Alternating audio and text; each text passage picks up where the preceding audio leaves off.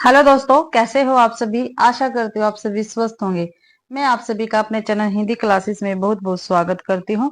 तो आप सभी को पता है, मैंने आप सभी के लिए हिंदी साहित्य, हिंदी भाषा, हिंदी व्याकरण, पत्रकारिता और भारतीय काव्य शास्त्र की काफी महत्वपूर्ण क्लास चला रखी है। और जितने भी क्वेश्चन हम कर रहे हैं ये काफी महत्वपूर्ण है आप सभी के लिए।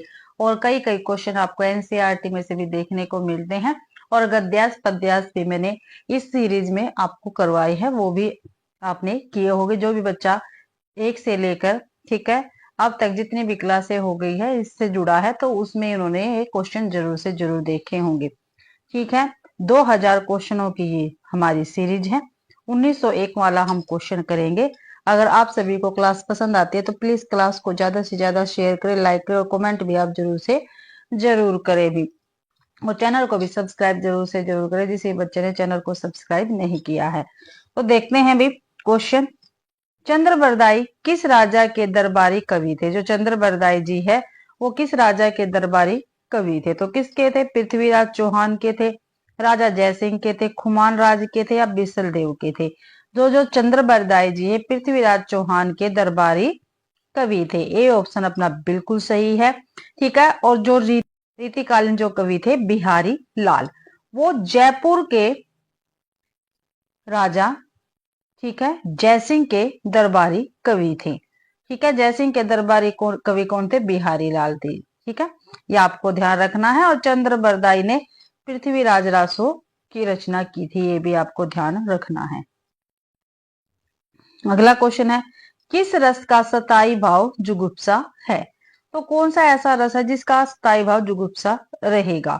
विभत्स है, रोत है, अद्भुत है या भयानक है। तो जो विभत्स रस है इसका स्थायी भाव जुगुप्सा रहेगा। ठीक है, रस और स्थायी भाव बता रही हूं, आप नोट कर सकते हैं। ठीक है, जो श्रृंगार रस है इसका स्थायी भाव क्या होता है? इसका रतिया प्रेम होता है भाई। ठीक है, हास्य का हास होता है, करुण का शोक होता है, रौद्र का क्रोध होता है भाई, और जो वीर है इसका उत्साह रहेगा। भयानक का भय स्थायी भाव है। विभत्स का अभी मैंने आपको बताया क्या है, जुगुप्सा रहेगा। और जो अद्भुत है, ठीक है, अद्भुत का स्थायी भाव क्या है? विस्मय है। शांत का स्थायी भाव क्या रहेगा? निर्वेद। और वात्सल्य का स्थायी भाव क्या रहेगा? वत्सलता। अगला क्वेश्चन है, हिंदी के ऐतिहासिक उपन्यासकार कौन है। तो कौन है? वृंदावन लाल वर्मा है, अमृतलाल नागर है, यशपाल जी है या विष्णु प्रभाकर है। तो हिंदी के ऐतिहासिक उपन्यासकार रहेंगे वृंदावन लाल वर्मा भाई। ठीक है, ए ऑप्शन अपना बिल्कुल सही रहेगा। जो वृंदावन लाल वर्मा है, ठीक है, इनको हिंदी में सर वोल्टर स्कॉट, ठीक है, इनकी उपाधि मिली है वृंदावन लाल वर्मा को सर वोल्टर स्कॉट की। ठीक है, जो अमृतलाल नागर जी हैं, ठीक है, अमृतलाल नागर जो है इनके देख लेते हैं प्रमुख उपन्यास। इनके हैं मानस का हंस, खंजन नयन जो काफी बार पेपर में पूछा गया है, अमृत और विष, ये इनके प्रमुख उपन्यास रहेंगे।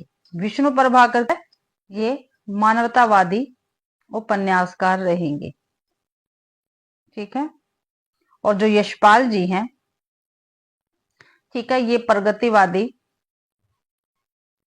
या मार्क्सवादी उपन्यासकार है। अगला क्वेश्चन है, भक्ति आंदोलन को लोक जागरण किसने कहा है। भक्ति आंदोलन को लोक जागरण किसने कहा है, ये आपको बताना है। तो नगेंद्र ने, राहुल सांस्कृत्यायन ने, रामविलास शर्मा ने, हजारी प्रसाद द्विवेदी ने। तो भाई भक्ति आंदोलन को लोक जागरण हजारी प्रसाद द्विवेदी ने कहा है। डी आंसर अपना बिल्कुल सही रहेगा। ठीक है, और इन्होंने जो भक्ति आंदोलन है इसके विषय में एक कथन कहा था जो मैंने पीछे की क्लासों में भी आपको बताया, और काफी महत्वपूर्ण ये कथन है। हजारी प्रसाद द्विवेदी का कई बार पेपर में आ चुका है। कौन सा कथन है वो देख लेते हैं। मैं जोर देकर कहना चाहता हूं कि अगर इस्लाम नहीं आता तो भी इस साहित्य का 12 आना वैसा ही होता जैसे आज है। अगला क्वेश्चन देखते हैं, किस कवि को मैथिल कोकिल कहा जाता है? भाई कौन से ऐसे कवि है जिसको मैथिल कोकिल कहा जाता है? तो विद्यापति, अब्दुल रहमान, गोरखनाथ या सबरपा?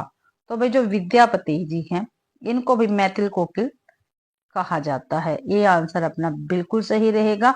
और जो बच्चन सिंह है इन्होंने विद्यापति को जातीय कवि कहा है। ठीक है, क्या कहा है? जातीय कवि कहा है बच्चन सिंह ने विद्यापति को। ठीक है, हजारी प्रसाद द्विवेदी जी ने, ठीक है, हजारी प्रसाद द्विवेदी जी ने श्रृंगार रस के सिद्ध वाक कवि कहा है। क्या कहा है हजारी प्रसाद द्विवेदी ने? ठीक है, विद्यापति को श्रृंगार रस के सिद्ध वाक कवि। ये ध्यान रखना, पेपर में सीधे पूछे जा सकते हैं क्वेश्चन। भाई कौन से ऐसे कवि है जिन्होंने विद्यापति को श्रृंगार रस के सिद्ध वाक कवि कहा? तो हजारी प्रसाद द्विवेदी ने। कौन से कवि ने, ठीक है, मैथिल सॉरी विद्यापति को जातीय कवि कहा है? तो बच्चन सिंह ने कहा है। ठीक है, मैथिल कोकिल किसको कहा जाता है? तो विद्यापति को कहा जाता है। ठीक है, ये आपको ध्यान रखना है। और जो अब्दुल रहमान जी हैं, ठीक है, इन्होंने देसी भाषा में पहला रास ग्रंथ लिखा था और इनके ग्रंथ का क्या नाम है? संदेश रासक। ठीक है, गोरखनाथ को नाथ साहित्य का, ठीक है, नाथ साहित्य का क्या माना जाता है? आरंभकर्ता माना जाता है। ठीक है, सबरपा जो है, ठीक है, ये सरप्पा के शिष्य थे। किसके? सरप्पा के शिष्य थे सबरपा। ठीक है, और इनकी पुस्तक क्या थी? चरिया पद। अगला क्वेश्चन है, मुख्यतः दलित वर्ग का चित्रण प्रेमचंद्र के किस उपन्यास में किया गया है? ठीक है, तो किस उपन्यास में मिला है? वरदान में, निर्मला में, गबन में या कर्म भूमि में? तो जो भाई कर्म भूमि है इसमें दलित वर्ग का चित्रण प्रेमचंद्र जी ने किया है। ठीक है, ये काफी महत्वपूर्ण का उपन्यास रहेगा और इसके पात्र भी काफी बार पूछे जाते हैं। ठीक है, कर्म भूमि लाला अमरकांत, सुखदा, सकीना। ठीक है, ये काफी महत्वपूर्ण पात्र है भाई कर्म भूमि के। और जो वरदान है, ठीक है, ये जो वरदान इनका उपन्यास है इसमें राष्ट्रीय आंदोलन का परिदृश्य व लोक कल्याण देशभक्ति की भावना का चित्रण है। पूछा जा सकता है, जैसे इसमें पूछ गया ना भाई दलित वर्ग का चित्रण प्रेमचंद्र के किस उपन्यास में है, ऐसे ही पूछा जा सकता है राष्ट्रीय आंदोलन लोक कल्याण देशभक्ति की भावना का चित्रण प्रेमचंद्र जी के कौन से उपन्यास में हमें देखने को मिलता है? तो किसे मिलता है? वरदान में हमें देखने को मिलता है। और ये क्वेश्चन तो काफी बार पूछा गया है। अनमेल विवाह, विमाता का संकट और, ठीक है, जो अनमेल विवाह है, सॉरी भाई अनमेल विवाह जो है, ठीक है, इसका चित्रण हमें कौन से उपन्यास में देखने को मिलता है? तो निर्मला में देखने को मिलता है। को मिलता है आभूषण की लालसा और उससे उत्पन्न जो संकट पैदा होता है उसका चित्रण हमें देखने को मिलता है गबन में। अगला क्वेश्चन है, महाकवि सूरदास का जन्म स्थान क्या है? तो क्या है? वृंदावन, मथुरा, मगहर या सेही? तो जो महाकवि सूरदास जी है इनका जन्म स्थान है सेही। डी आंसर बिल्कुल सही रहेगा अपना। ठीक है, और जो सूरदास जी हैं इनके जन्म स्थान के संबंध में दो मत है। कितने हैं? दो मत है, ये भी ध्यान रखना है। जो श्याम सुंदर दास है, आचार्य रामचंद्र शुक्ल है, हजारी प्रसाद द्विवेदी है, इन्होंने तो सूरदास जी का स्थान, ठीक है, किसको माना है? रुनकता गौ घाट को मानते हैं ये। ठीक है, रुनकता को मानते हैं। ठीक है, और जो भाई गणपति चंद्रगुप्त, डॉक्टर नगेंद्र से ही इनका स्थान मानते हैं जन्म स्थान। ठीक है, ये आपको ध्यान रखना है। और कबीरदास की मृत्यु मगहर में हुई थी, ये भी ध्यान रखना आपको। अगला क्वेश्चन है, बीती या भावी घटनाओं की सूचना देने वाले को नाटक में क्या कहते हैं? ठीक है, बीती या भावी घटनाओं की सूचना देने वाले को नाटक में क्या कहते हैं? विदूषक, विस्कुंभक, सूत्रधार या उद्घोषक? तो भाई बीती या भावी घटनाओं की सूचना देने वाले को नाटक में विस्कंभक कहते हैं। बी आंसर अपना बिल्कुल सही रहेगा। विदूषक किसको कहते हैं? हंसाने वाला एक पात्र होता है। ठीक है, हंसाने वाला एक पात्र होता है, उसको क्या विदूषक हम कहते हैं। ठीक है। और जो विदूषक है उसके कथनों में एक तरफ तो हास्य होता है और दूसरी तरफ उसमें कटु सत्य का पुट भी हमें देखने को मिलता है, ये भी आपको ध्यान रखना है भाई। ठीक है। घोषणा करने वाले को उद्घोषण कहते हैं। नाटक का क्या करता है, जो सूत्रधार नाटक का प्रारंभ करता है और अंत भी यही करता है। ठीक है। और जो मंच के नेपथ्य होता है, मंच का जो नेपथ्य है उसका संचालन भी सूत्रधार ही करता है भाई। अगला क्वेश्चन है, कमायनी में कुल कितने सर्ग है। तो कमायनी में कुल कितने सर्ग है, 13 है, 21 है, 15 है या 16 है। तो कमायनी में 15 सर्ग है, मैंने काफी बार आपको बताया है। और कमायनी के रचनाकार कौन है, जयशंकर प्रसाद जी रहेंगे को बताया था और आज फिर बता रही हूँ। प्लीज आप इनको अच्छी प्रकार से याद कर लेना, क्योंकि कर्ण से भी पूछे जाते हैं और बीच में से पूछ लिए जाता है। तो भाई चिंता सर्ग से इसकी शुरुआत होती है। ठीक है। चिंता आशा श्रद्धा, चिंता श्रद्धा, काम वासना लज्जा, कर्म ईर्षा ईड़ा,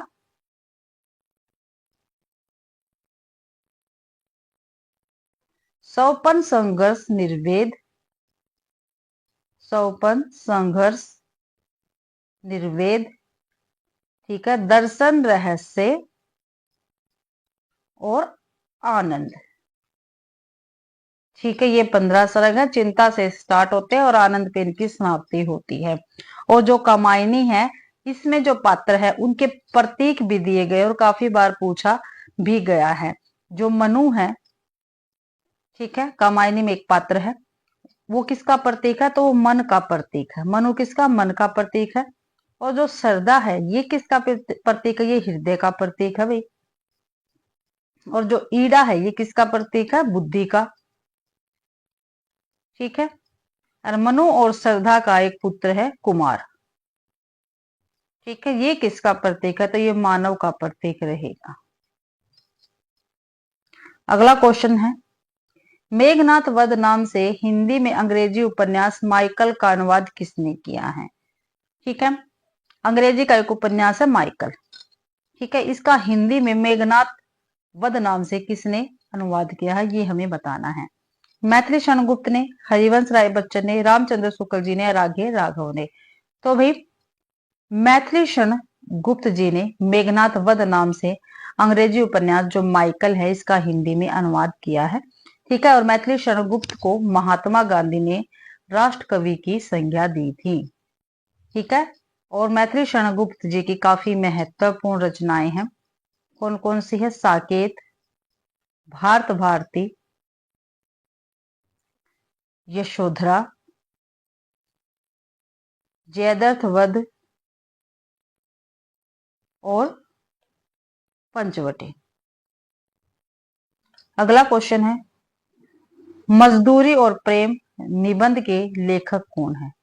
ठीक है। मजदूरी और प्रेम क्या है, ये निबंध है, इसके लेखक पूछा है कौन है। तो बाबू गुलाब राय है, सरदार पूर्ण सिंह है, पदम सिंह शर्मा है या बाल कृष्ण भट्ट है।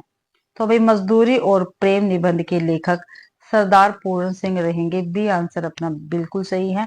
और सरदार पूर्ण सिंह जी के काफी महत्वपूर्ण निबंध है जो अक्सर पेपर में पूछे भी गए हैं।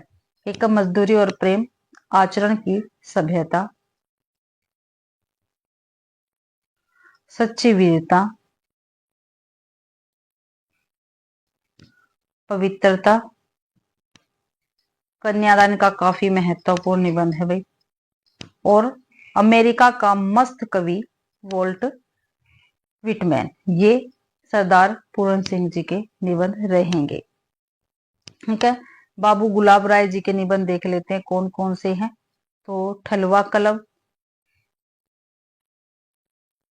मेरी मेरी असफलताएं,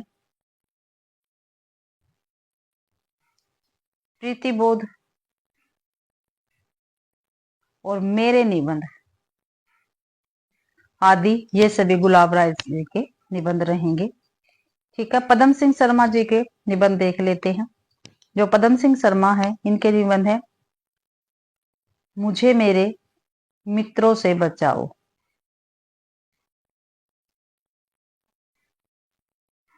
ठीक है। दयानंद सरस्वती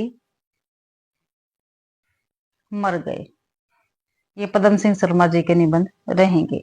बाल कृष्ण भट्ट जी के निबंध देख लेते हैं। चंद्रोदय,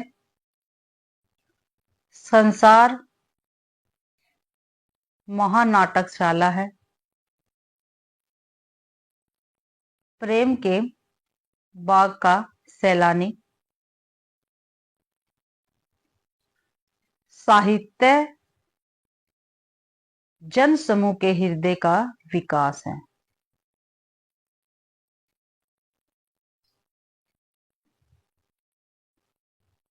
ठीक है, ये सभी क्या है, बाल कृष्ण भट्ट जी के निबंध रहेंगे। और आचार्य रामचंद्र शुक्ल जी ने बाल कृष्ण भट्ट को हिंदी का स्टेल भी कहा है। हिंदी का स्टेल किसको कहा जाता है? तो भाई किसको कहा जाता है हिंदी का स्टेल? तो बाल कृष्ण भट्ट को कहा जाता है। और किसने कहा है? तो रामचंद्र शुक्ल जी ने कहा है। अगला क्वेश्चन है, नारी जागरण का महाकाव्यात्मक नाटक किसे कहते हैं?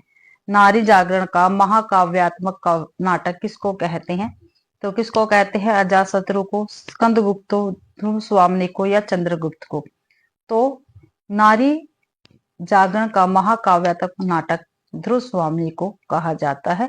सी आंसर बिल्कुल सही है। और ये चारों के चारों नाटक किसके हैं? जयशंकर प्रसाद जी के रहेंगे। ठीक है, जयशंकर प्रसाद के नाटक है। और जो ध्रुव स्वामी नाटक है, इसमें जो आधुनिक नारी है उसकी गहन समस्या विच्छेदन और पुनर्विवाह की समस्या को प्रस्तुत किया गया है। ठीक है, और ध्रुव स्वामी जो नाटक है इसके पात्र भी काफी महत्वपूर्ण है, काफी बार पेपर में पूछे गए हैं। रामगुप्त, चंद्रगुप्त, ध्रुव स्वामी हो गई, शक राज हो गया, शक्तराज भी कहीं पे लिखा रहता है, मिहिर देव,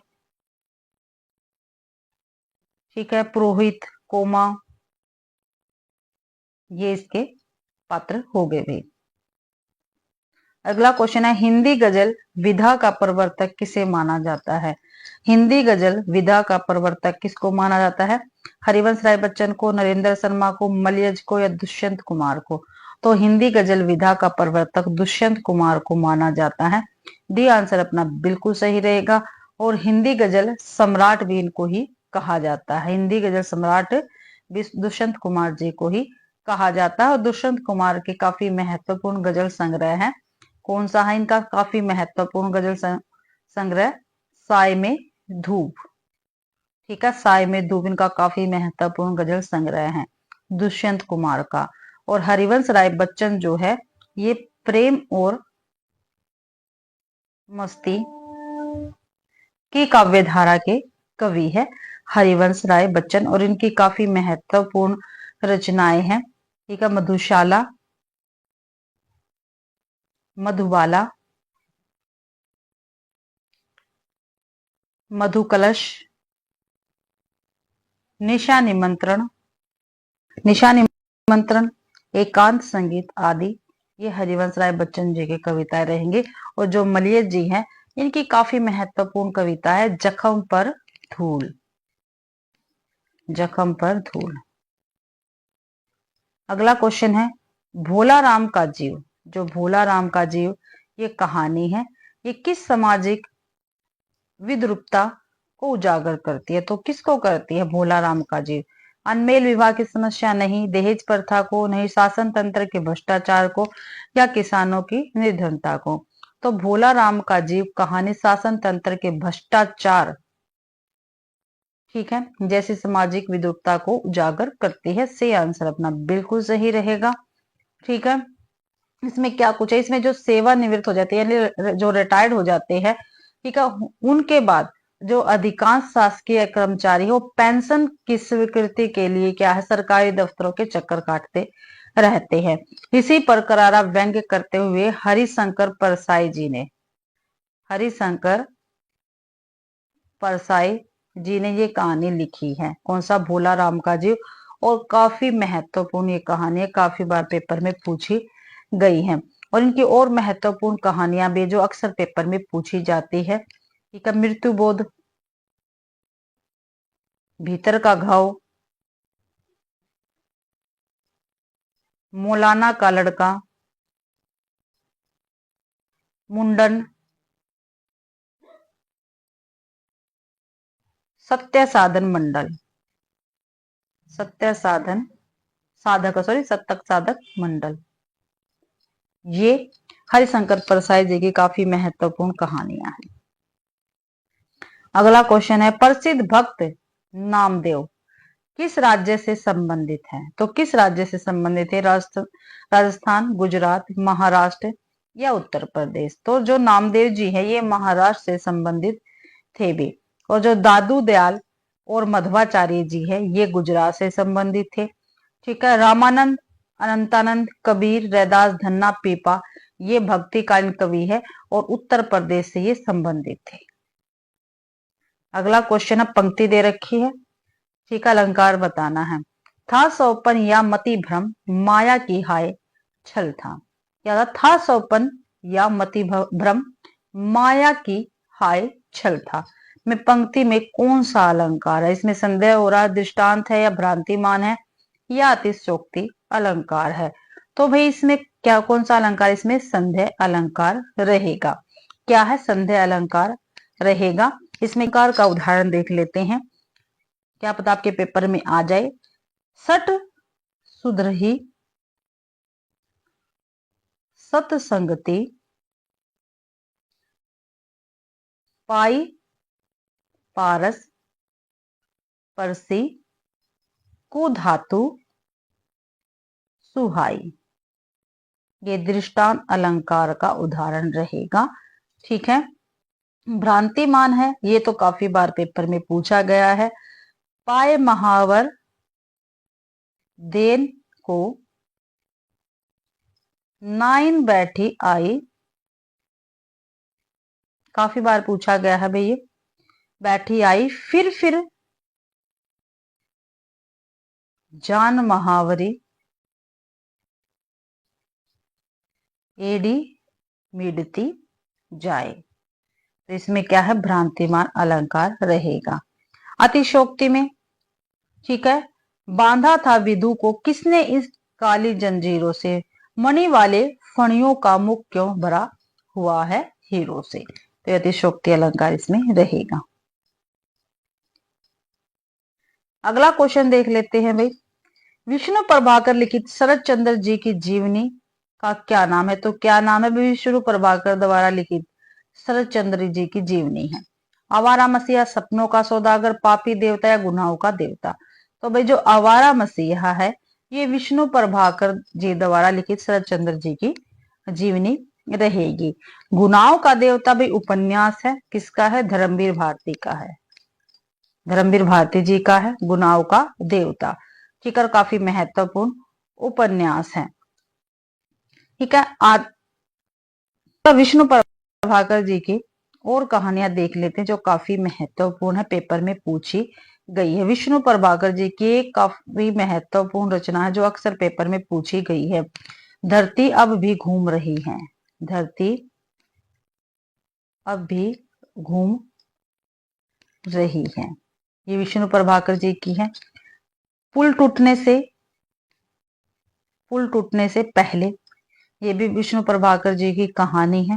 जिंदगी के थपेड़े, ये भी विष्णु प्रभाकर जी की कहानी रहेगी। रहमान का बेटा भी इन्हीं का है, आदि और अंत इन्हीं की कहानी है विष्णु प्रभाकर जी की। अगला क्वेश्चन है, प्रसिद्ध चरित्र लहना सिंह किस कहानी का नायक है? जो लहना सिंह है ये कौन सी कहानी का नायक है? उसने कहा था शरणदाता, गदल या पाजेब? तो भाई लहना सिंह उसने कहा कहानी का पात्र है, ये आंसर बिल्कुल सही है। और उसने कहा कहानी किसकी है? चंद्रधर शर्मा गुलेरी जी की ये कहानी रहेगी भाई। ठीक है, और ये उसने कहा कहानी का पात्र है लहना सिंह भाई। ठीक है, और जो चंद्रधर शर्मा गुलेरी जी हैं इन्होंने 3 कहानियां लिखी हैं। ठीक है, और ये काफी महत्वपूर्ण है इनकी तीनों कहानियां।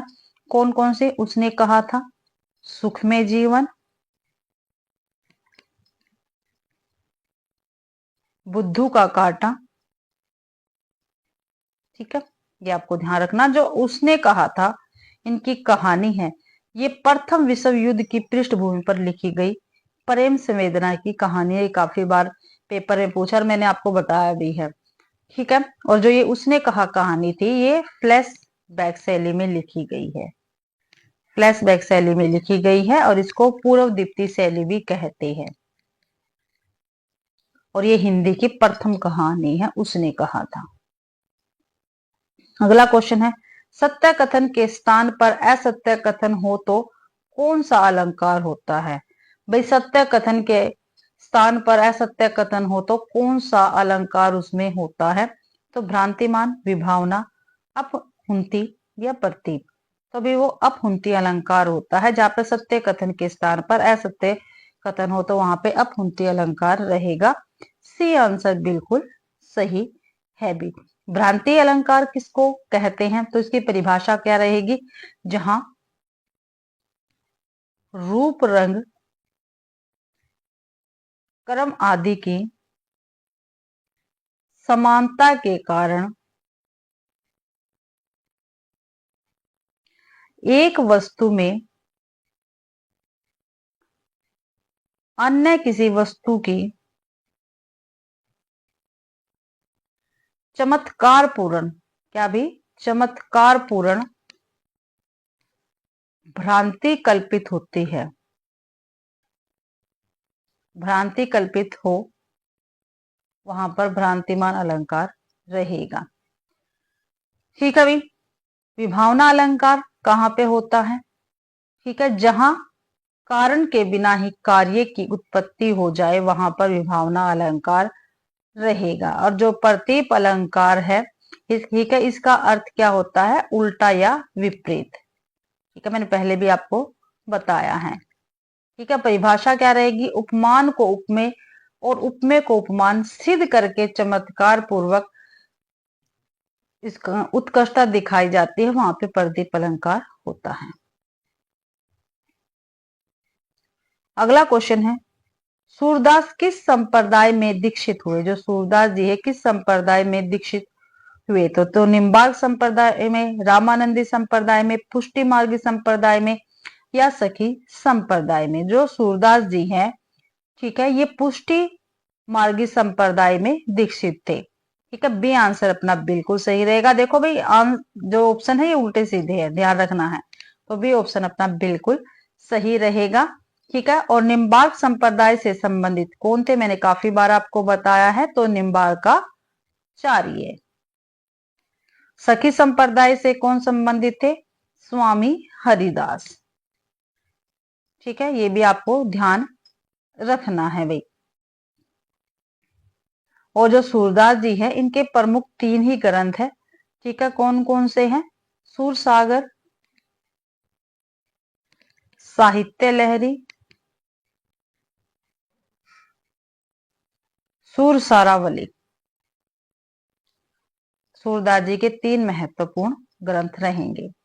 अगला क्वेश्चन है, कौन सी रचना प्रबंध काव्य नहीं है? तो इनमें से कौन सी ऐसी रचना है जो प्रबंध काव्य नहीं है? रामचरितमानस, पद्मावत, कामायनी या विनय पत्रिका? जो विनय पत्रिका है, ये प्रबंध काव्य नहीं है। ठीक है, जो विनय पत्रिका है ये प्रबंध काव्य नहीं है, जबकि रामचरितमानस, पद्मावत और कामायनी ये प्रबंध काव्य की शैली में आती हैं। ठीक है, और इनके रचनाकार कौन है? रामचरितमानस और विनय पत्रिका की तो तुलसीदास जी है। पद्मावत के कौन है? मलिक मोहम्मद जायसी। और कामायनी के जयशंकर प्रसाद। अगला क्वेश्चन है, ईश्वर के अस्तित्व को स्वीकार न करने वाला दर्शन कौन सा है? तो कौन सा था भाई वो दर्शन? द्वैताद्वैतवाद, चार्वाक दर्शन, बौद्ध दर्शन या विशिष्टाद्वैतवाद? तो ईश्वर के अस्तित्व को स्वीकार न करने वाला दर्शन चार्वाक दर्शन था। बी आंसर अपना बिल्कुल सही रहेगा। द्वैताद्वैत दर्शन के प्रणेता कौन थे? निम्बार्काचार्य थे। ठीक है, और इस द्वैताद्वैतवाद दर्शन को भेदवाद भी कहते हैं। अगला क्वेश्चन है, एक उपमेय के लिए अनेक उपमान प्रयुक्त होने पर कौन सा अलंकार होता है? तो कौन सा अलंकार होता है भाई? एक उपमेय के लिए अनेक उपमान प्रयुक्त होने पर। उपमा, पूर्णोपमा, लुपोतमा या मालोपमा। तो भाई एक उपमेय के लिए अनेक उपमान प्रयुक्त होने पर मालोपमा होता है। डी आंसर अपना बिल्कुल सही रहेगा।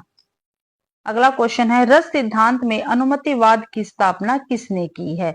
तो किसने की है भाई?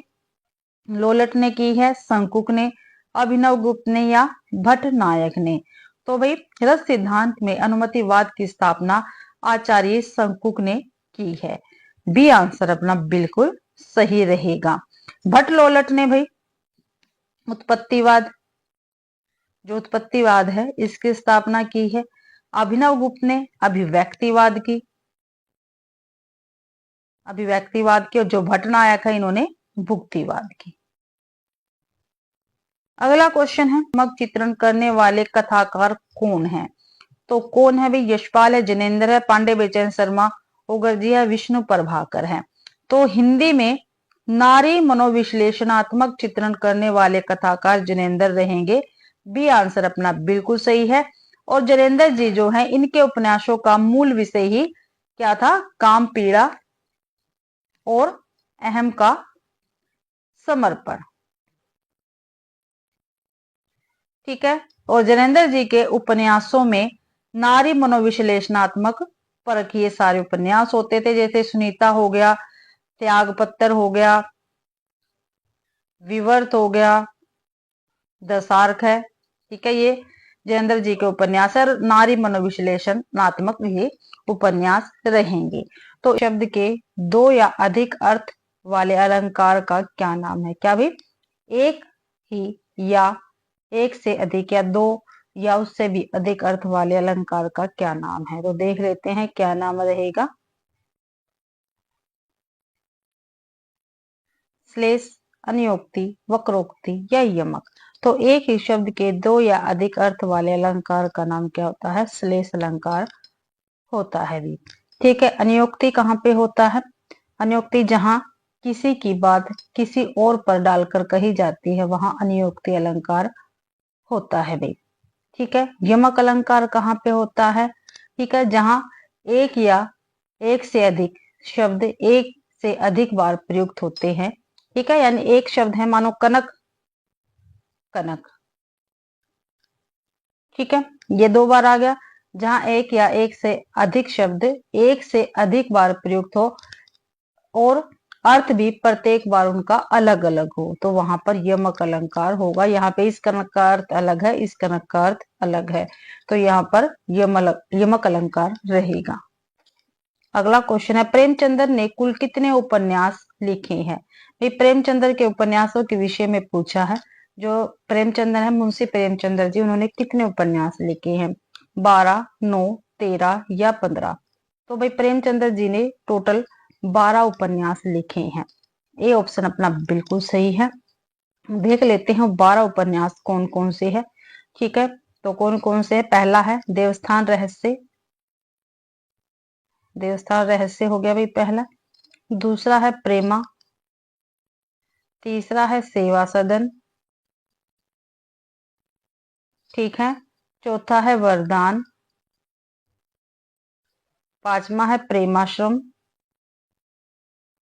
छठा है रंगभूमि, सातवां है कायाकल्प, आठवां है निर्मला, नौवां है गबन, 10वां है भाई कर्म भूमि, 11वां है गोदान और इनका 12वां है मंगलसूत्र।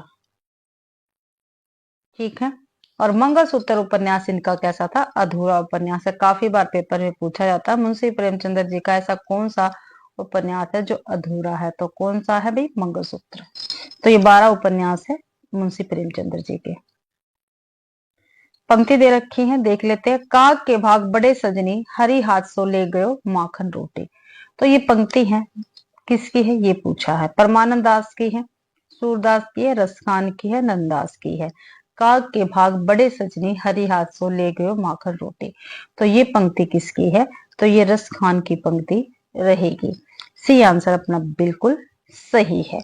ठीक है, इन जो और कवि हैं इनकी भी पंक्तियां देख लेते हैं, क्योंकि पेपर में पूछी जाती है। महत्वपूर्ण पंक्तियां वही बताती हूं मैं। परमानंद दास की पंक्ति देख लेते हैं। जब ते प्रीति, जब ते प्रीति श्याम शौकीनी। क्या भाई, जब ते प्रीति श्याम शौकीनी, ता दिन ते मेरे इन नैनिन में नेकुहु नींद न लीनी। ठीक है। जब ते प्रीति श्याम शौकीनी, ता दिन ते मेरे इन नैनिन के नेकुहु नींद न लीनी। तो ये किसकी पंक्ति है? परमानंद दास की पंक्ति रहेगी।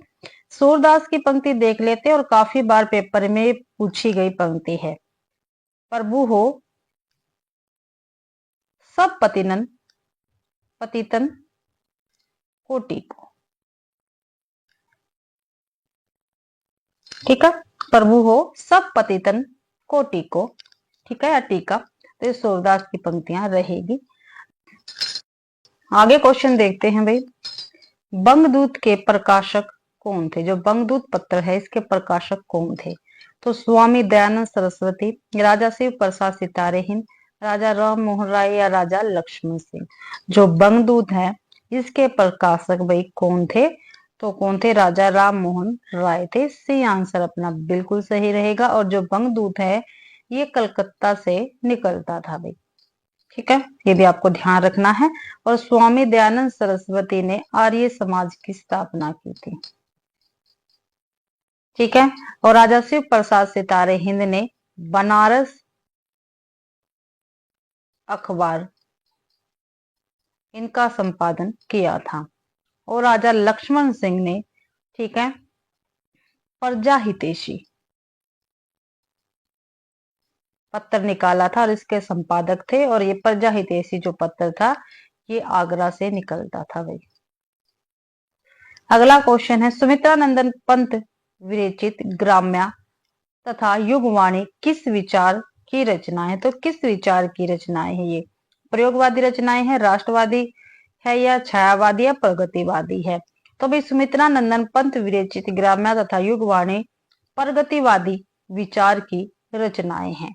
डी आंसर अपना बिल्कुल सही रहेगा। और जो सुमित्रा नंदन पंत जी है इनको भाई संवेदनशील इंद्रियों संवेदनशील इंद्रिय बोध का कवि कहा जाता है।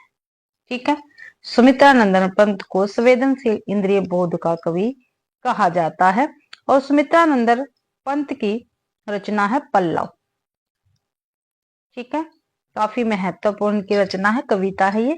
ठीक है, और इस कविता की भूमिका को, ठीक है, पल्लव की भूमिका को छायावाद का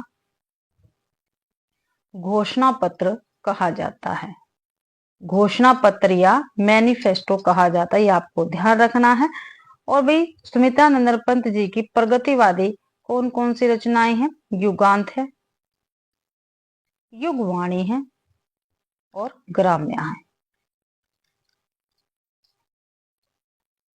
अगला क्वेश्चन है, काफी महत्वपूर्ण है। पाप और पुण्य की साहित्यिक व्याख्या किस उपन्यास में की गई है? तो पाप और पुण्य की साहित्यिक व्याख्या कौन से उपन्यास में हुई है? तो चित्रलेखा में, टेढ़े मेढ़े रास्ते, गुनाहों का देवता, आखिरी दाव। तो भाई जो चित्रलेखा है, ठीक है, इसमें पाप और पुण्य की साहित्यिक व्याख्या की गई है और काफी महत्वपूर्ण उपन्यास है। और भगवती चरण वर्मा इसके लेखक रहेंगे इस उपन्यास के। ठीक है, और भगवती चरण वर्मा के और उपन्यास है, टेढ़े मेढ़े रास्ते भी इन्हीं का है। और जो टेढ़े मेढ़े रास्ते हैं, ठीक है, भगवती चरण वर्मा जी का उपन्यास है। इसमें भाई गांधीवाद, साम्यवाद और आतंकवाद का टेढ़े मेढ़े रास्ते के रूप में चित्रण हुआ है। ये भी आपको ध्यान रखना। गुनाहों का देवता धर्मवीर भारती इसके लेखक है। और इसमें भाई चंद्र और सुधा चंदर और सुधा के किशोर भावुक प्रेम की करुणी। जो चंदर और सुधा क्या है, गुनाह के देवता के पात्र है और इसमें इनके किशोर भावुक प्रेम की करुण कहानी का वर्णन किया है। अगला क्वेश्चन है, कोणार्क नाटक के रचयिता कौन है? भाई कोणार्क क्या एक नाटक है, इसके रचयिता पूछे है कौन है? तो उपेंद्र नाथ अश्क है, विष्णु प्रभाकर है, मोहन राकेश या जगदीश चंद्र माथुर है। जो कोणार्क नाटक है इसके रचयिता जगदीश चंद्र माथुर जी रहेंगे। डी आंसर अपना बिल्कुल सही रहेगा। ठीक है, लक्ष्मी का स्वागत, छठा बेटा, जय पराजय, अंजो दीदी, स्वर्ग की झलक, ये किसके नाटक है? तो ये उपेंद्र नाथ अश्क के नाटक रहेंगे। विष्णु प्रभाकर के कौन किससे है? काफी बार पेपर में पूछा गया है। डॉक्टर, युगे युगे क्रांति। ठीक है, ये आपको ध्यान रखना है, ये विष्णु प्रभाकर जी के हैं नाटक है ये। ठीक है, मोहन राकेश के कौन कौन से नाटक है? तो आषाढ़ का एक दिन, लहरों के राजहंस,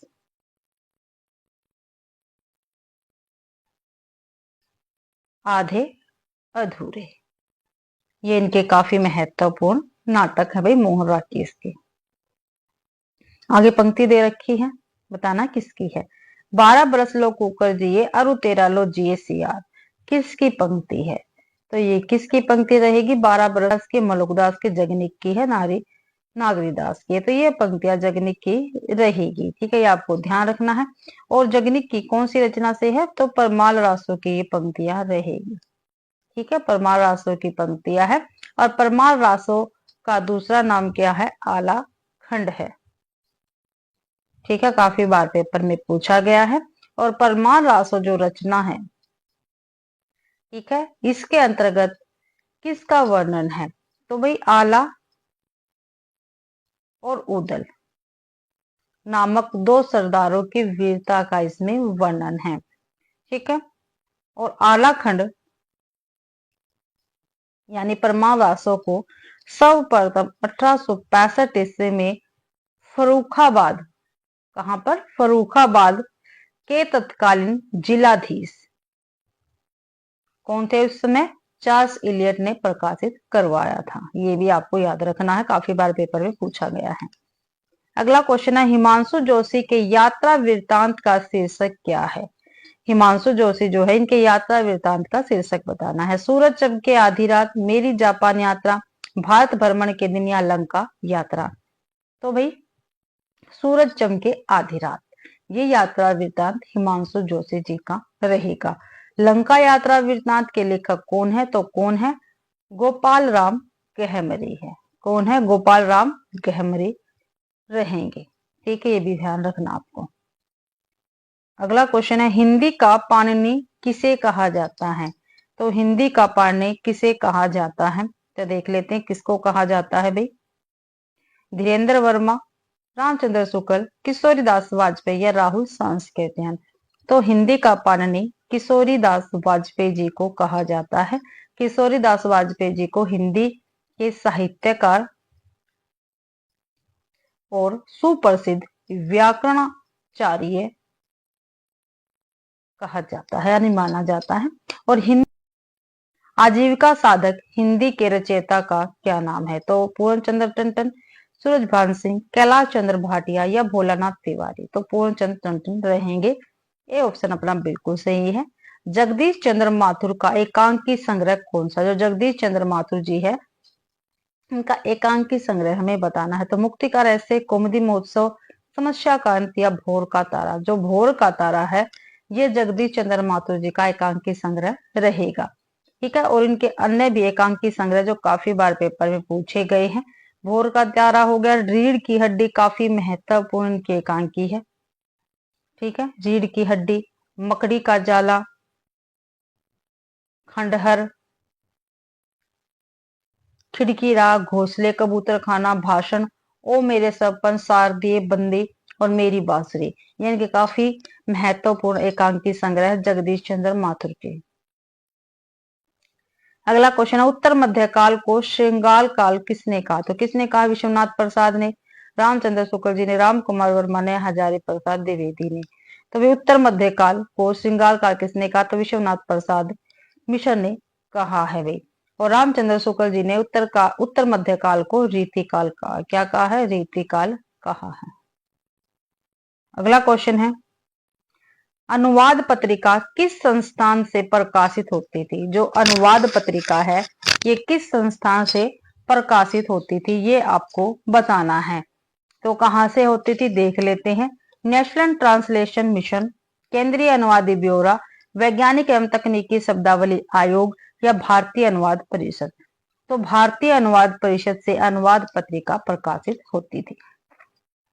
द आंसर ठीक है। रीतिकालीन कवि बिहारी की कविता को शक्कर की रोटी किसने कहा है? ठीक है, शक्कर की रोटी बिहारी की कविता को किसने कहा? तो विश्वनाथ प्रसाद ने, पदम सिंह शर्मा ने, नगेंद्र ने, या महेंद्र कुमार ने। तो भाई बिहारी की कविता को शक्कर की रोटी पदम सिंह शर्मा ने कहा है। बी आंसर अपना बिल्कुल सही रहेगा। और नगेंद्र ने, ठीक है, सुख सागर तरंग को नायिका भेद का विश्वकोश माना है। ठीक है, ये भी ध्यान रखना आपको, काफी महत्वपूर्ण क्वेश्चन है। सत्यार्थ प्रकाश के रचयिता कौन है? तो महर्षि अरविंद है, विनोबा भावे है, दयानंद सरस्वती है, सुभाष चंद्र बोस है। तो भाई सत्यार्थ प्रकाश के रचयिता दयानंद सरस्वती जी रहेंगे। ए सी आंसर अपना बिल्कुल सही है। और इन्होंने आर्य समाज की स्थापना भी की थी। ठीक है, और दयानंद सरस्वती के बचपन का मूल नाम क्या है? मूल शंकर। और ये एक सन्यासी तथा चिंतक थे। और उन्होंने वेदों की सत्ता को सदा सर्वप्रिय माना और इन्हें कहा वेदों की और लौटो। ये इनका प्रमुख नारा था दयानंद सरस्वती जी का भी। अगला क्वेश्चन है, प्रवासी की डायरी के रचयिता कौन है? तो कौन है? निर्मल वर्मा है, हरिवंश राय बच्चन है, अज्ञे जी है, रघुवीर जी है। तो भी इस प्रवासी की डायरी हरिवंश राय बच्चन जी की रचना है भाई। ठीक है, और इनकी अन्य रचनाएं भी हैं, काफी बार मैं आपको बता चुकी हूँ। तेरा हार, आत्म परिचय, आकुल अंतर, एकांत संगीत,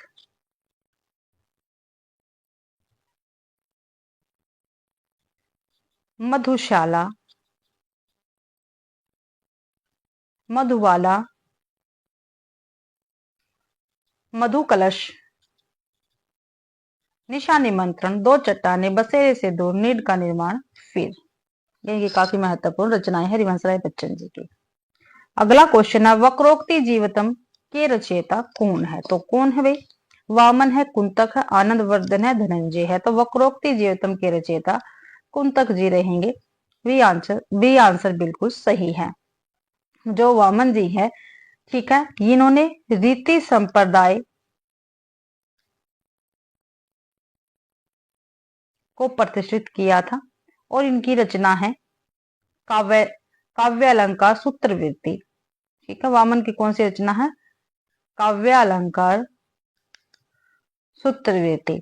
और इसमें रीति को काव्य रीति को काव्य की आत्मा घोषित किया है वामन जी ने। ठीक है, ध्यान रखना है। ये ध्वनि संप्रदाय के प्रवर्तक रहेंगे। और इनका ग्रंथ कौन सा है? ध्वन्या लोक है। ठीक है, और जो धनंजय जी है, ठीक है, ये ध्वनि विरोधी आचार्य थे। ध्वनि विरोधी आचार्य कौन थे भाई? तो धनंजय जी थे। और इनका ग्रंथ कौन सा है? 10 रूपक। कौन सा है? 10 रूपक ग्रंथ है इनका। अगला क्वेश्चन है, जालपा किस उपन्यास की नायिका है? जो जालपा है ये किस उपन्यास की नायिका है, ये आपको बताना है। तो भाई गोदान की है, रंगभूमि की है, कर्म भूमि की, गबन की है। तो जालपा जो है ये गबन उपन्यास की नायिका रहेगी। ठीक है, गबन की ये नायिका है। और इसमें और भी अन्य पात्र है जो काफी बार पेपर में पूछे गए हैं। रामनाथ है, देवी दीन है, दयानाथ है और जोहरा। ये इसके प्रमुख पात्र रहेंगे गबन के। जो गोदान है इसके पात्र देख लेते हैं, क्योंकि पात्र भी जो पेपर में पूछे जाते हैं। तो हरिया, धनिया, झुनिया, प्रोफेसर मेहता, गोबर, मालती और राय साहब, ये गोदान उपन्यास के पात्र रहेंगे। और जो रंगभूमि है इसके पात्र भी देख लेते हैं। इसके पात्र है रंगभूमि के विनय, सूरदास, काफी महत्वपूर्ण पात्र है भाई इसका रंगभूमि का। सोफिया, ताहिर अली, डॉक्टर गांगुली, इंदु राजा, इंदु है ये फिर एक राजा है पात्र, महेंद्र कुमार सिंह है और भैरव है। ये रंगभूमि के काफी महत्वपूर्ण पात्र रहेंगे। कर्मभूमि के और पात्र देख लेते हैं। जो कर्मभूमि है इस उपन्यास के पात्र है अमरकांत, शायद कल की क्लास में मैंने आपको बताया था। समरकांत, सुखदा, काफी बार पेपर में पूछा सुखदा, सकीना, रेणुका देवी, ये काफी महत्वपूर्ण पात्र है कर्मभूमि के। अगला क्वेश्चन है माटी की मूर्ति संस्मरण के रचयिता कौन है। माटी की मूर्ति तो देखते हैं कौन है।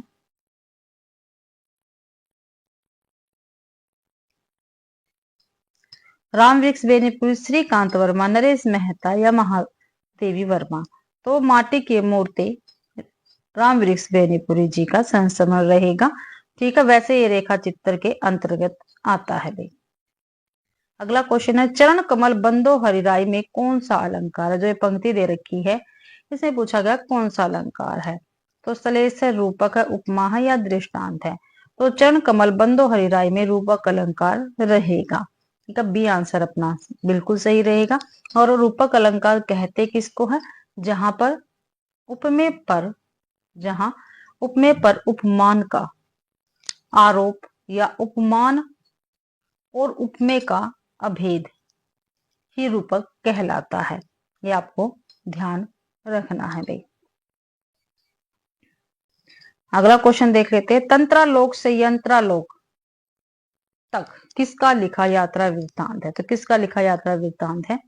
तो देवेंद्र सत्यार्थी, राहुल सांस्कृत्या, निर्मल वर्मा या नगेंद्र।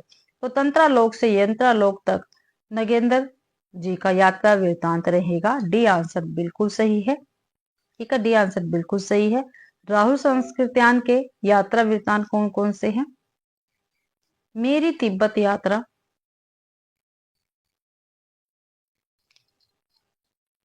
मेरी लद्दाख यात्रा,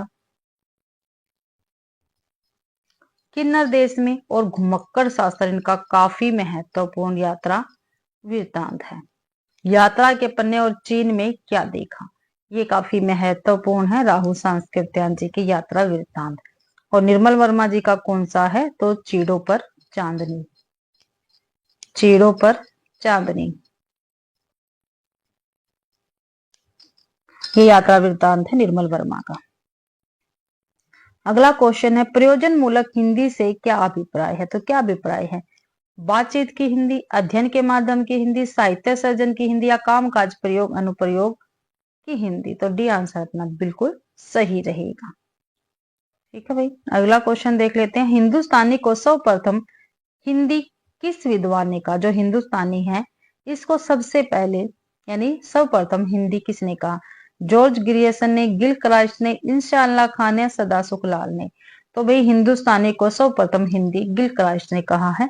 बी आंसर अपना बिल्कुल सही रहेगा। अगला क्वेश्चन है आलाखंड नाम से प्रसिद्ध रचना कौन सी है। तो पीछे ही मैंने आपको अच्छी तरह से बताई है, कुमार रासो, बीसल देव रासो, परमार रासो या भाई हम्मी रासो। तो परमाल रासो। ठीक है, सी आंसर बिल्कुल सही है। आलाखंड नाम से प्रसिद्ध रचना परमार रासो है और इसके लेखक कौन है, तो जगनेक रहेंगे। ठीक है, और आला उदल नामक दो सरदारों की इसमें वीरता का वर्णन पीछे ही बताया मैंने। और आलाखंड को सर्वप्रथम 1865 ईस्वी में फरुखाबाद के तत्कालीन जिलाधीश चार्ल्स इलियट ने प्रकाशित करवाया था। ठीक, परख उपन्यास के रचयिता कौन है। ठीक है, जो परख है इस उपन्यास के रचयिता कौन है। तो इलाचंद्र जोशी है, अज्ञे है, विष्णु प्रभाकर है, जरेंद्र जी है। तो परख उपन्यास ठीक है किसका है, तो ये भी जिनेंद्र जी का रहेगा। डी आंसर अपना बिल्कुल सही है। ठीक है, पर क्या है, उपन्यास विधा का और जिनेंद्र जी का ये उपन्यास रहेगा। और जिनेंद्र जी जो है ये मनोवैज्ञानिक उपन्यासकार थे। कैसे थे? मनोवैज्ञानिक उपन्यासकार थे जिनेंद्र जी। ठीक है, और जिनेंद्र जी के काफी महत्वपूर्ण उपन्यास है, मैं आपको बताती आ रही हूँ। ठीक है, आज ही बता रही। सुनीता, त्यागपत्र, कल्याणी, सुखदा, विवर्त, व्यतीत, जयवर्धन, मुक्तिबोध,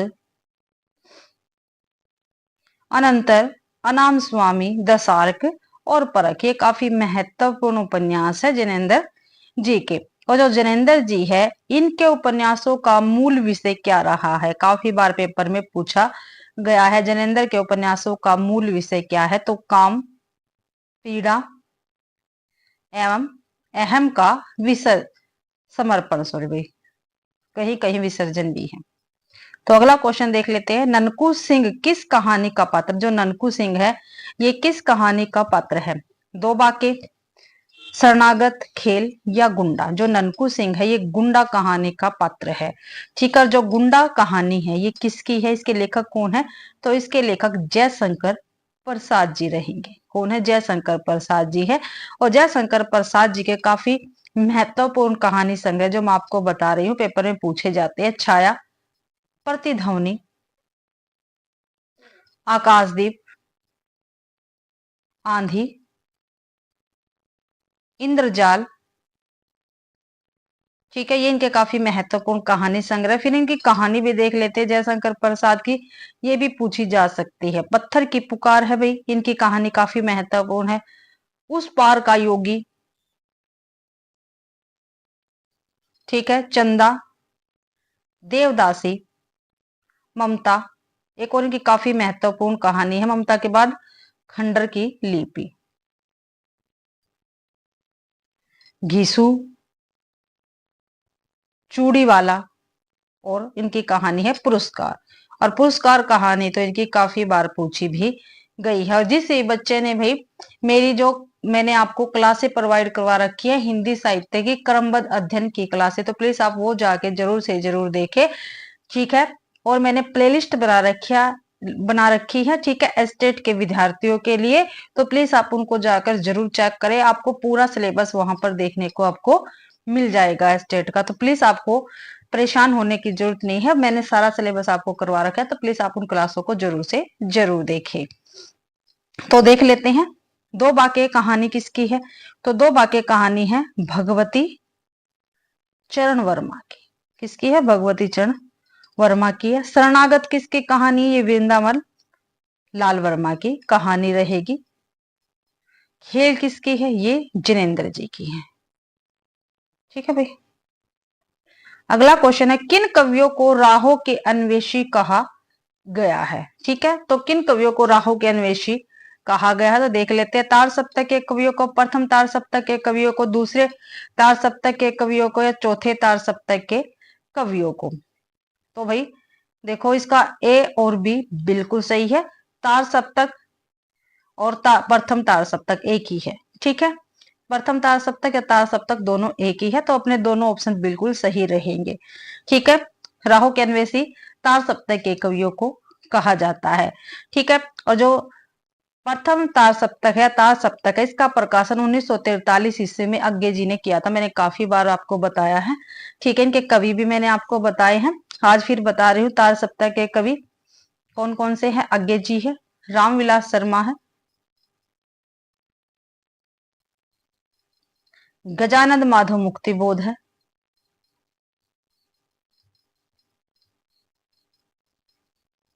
प्रभाकर माचवे है, ठीक है, नेमी चंद्र जैन, गिरिजा कुमार माथुर और भारत भूषण अग्रवाल। ठीक है, तो ये 7 कवि है भाई तार सप्तक में। अगला क्वेश्चन देख लेते हैं। केशव को कठिन काव्य का प्रेत किसने कहा? जो केशव दास जी है इनको कठिन काव्य का प्रेत किसने कहा? तो किसने कहा? विश्वनाथ प्रसाद ने, विजयपाल सिंह ने, रामचंद्र शुक्ल जी ने, या नगेंद्र ने? तो केशव दास को कठिन काव्य का प्रेत भाई रामचंद्र शुक्ल जी ने कहा है। सी आंसर अपना बिल्कुल सही है। और विश्वनाथ प्रसाद और डॉक्टर नगेंद्र और गणपति चंद्र गुप्त, ठीक है, कौन? गणपति चंद्र गुप्त। इन तीनों ने केशव दास को, ठीक है, केशव दास को हिंदी में रीति काव्य का प्रवर्तक माना है। ठीक है, रीति काव्य का प्रवर्तक केशव दास को किस किसने माना है? विश्वनाथ प्रसाद जी ने, ठीक है, नगेंद्र ने और गणपति चंद्र गुप्त ने। ठीक है, केशव दास जी की रचनाएं देख लेते हैं क्योंकि पेपर में पूछी जाती है। रसिक प्रिया, रामचंद्रिका, कवि प्रिया, रतन बावनी, वीर सिंह देव चरित्र, विज्ञान गीता, और एक और इनकी काफी महत्वपूर्ण, काफी बार पेपर में पूछी गई है, जहांगीर जस चंद्रिका। जहांगीर जस चंद्रिका, ठीक है, नक्सिक, छंदमाला। अगला क्वेश्चन देखते हैं भाई।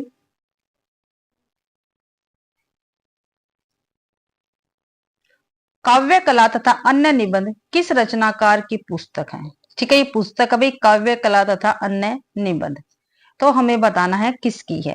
नगेंद्र जी के, रामचंद्र शुक्ल जी के, नंद दुलारे वाजपेयी के, जयशंकर प्रसाद की है। तो काव्य कला तथा अन्य निबंध जयशंकर प्रसाद जी की पुस्तक रहेगी। डी आंसर अपना बिल्कुल सही है। और जयशंकर प्रसाद जी जो है ये छायावादी कवि थे। ठीक है, छायावादी कवि है जयशंकर प्रसाद और इनकी रचनाएं काफी महत्वपूर्ण है।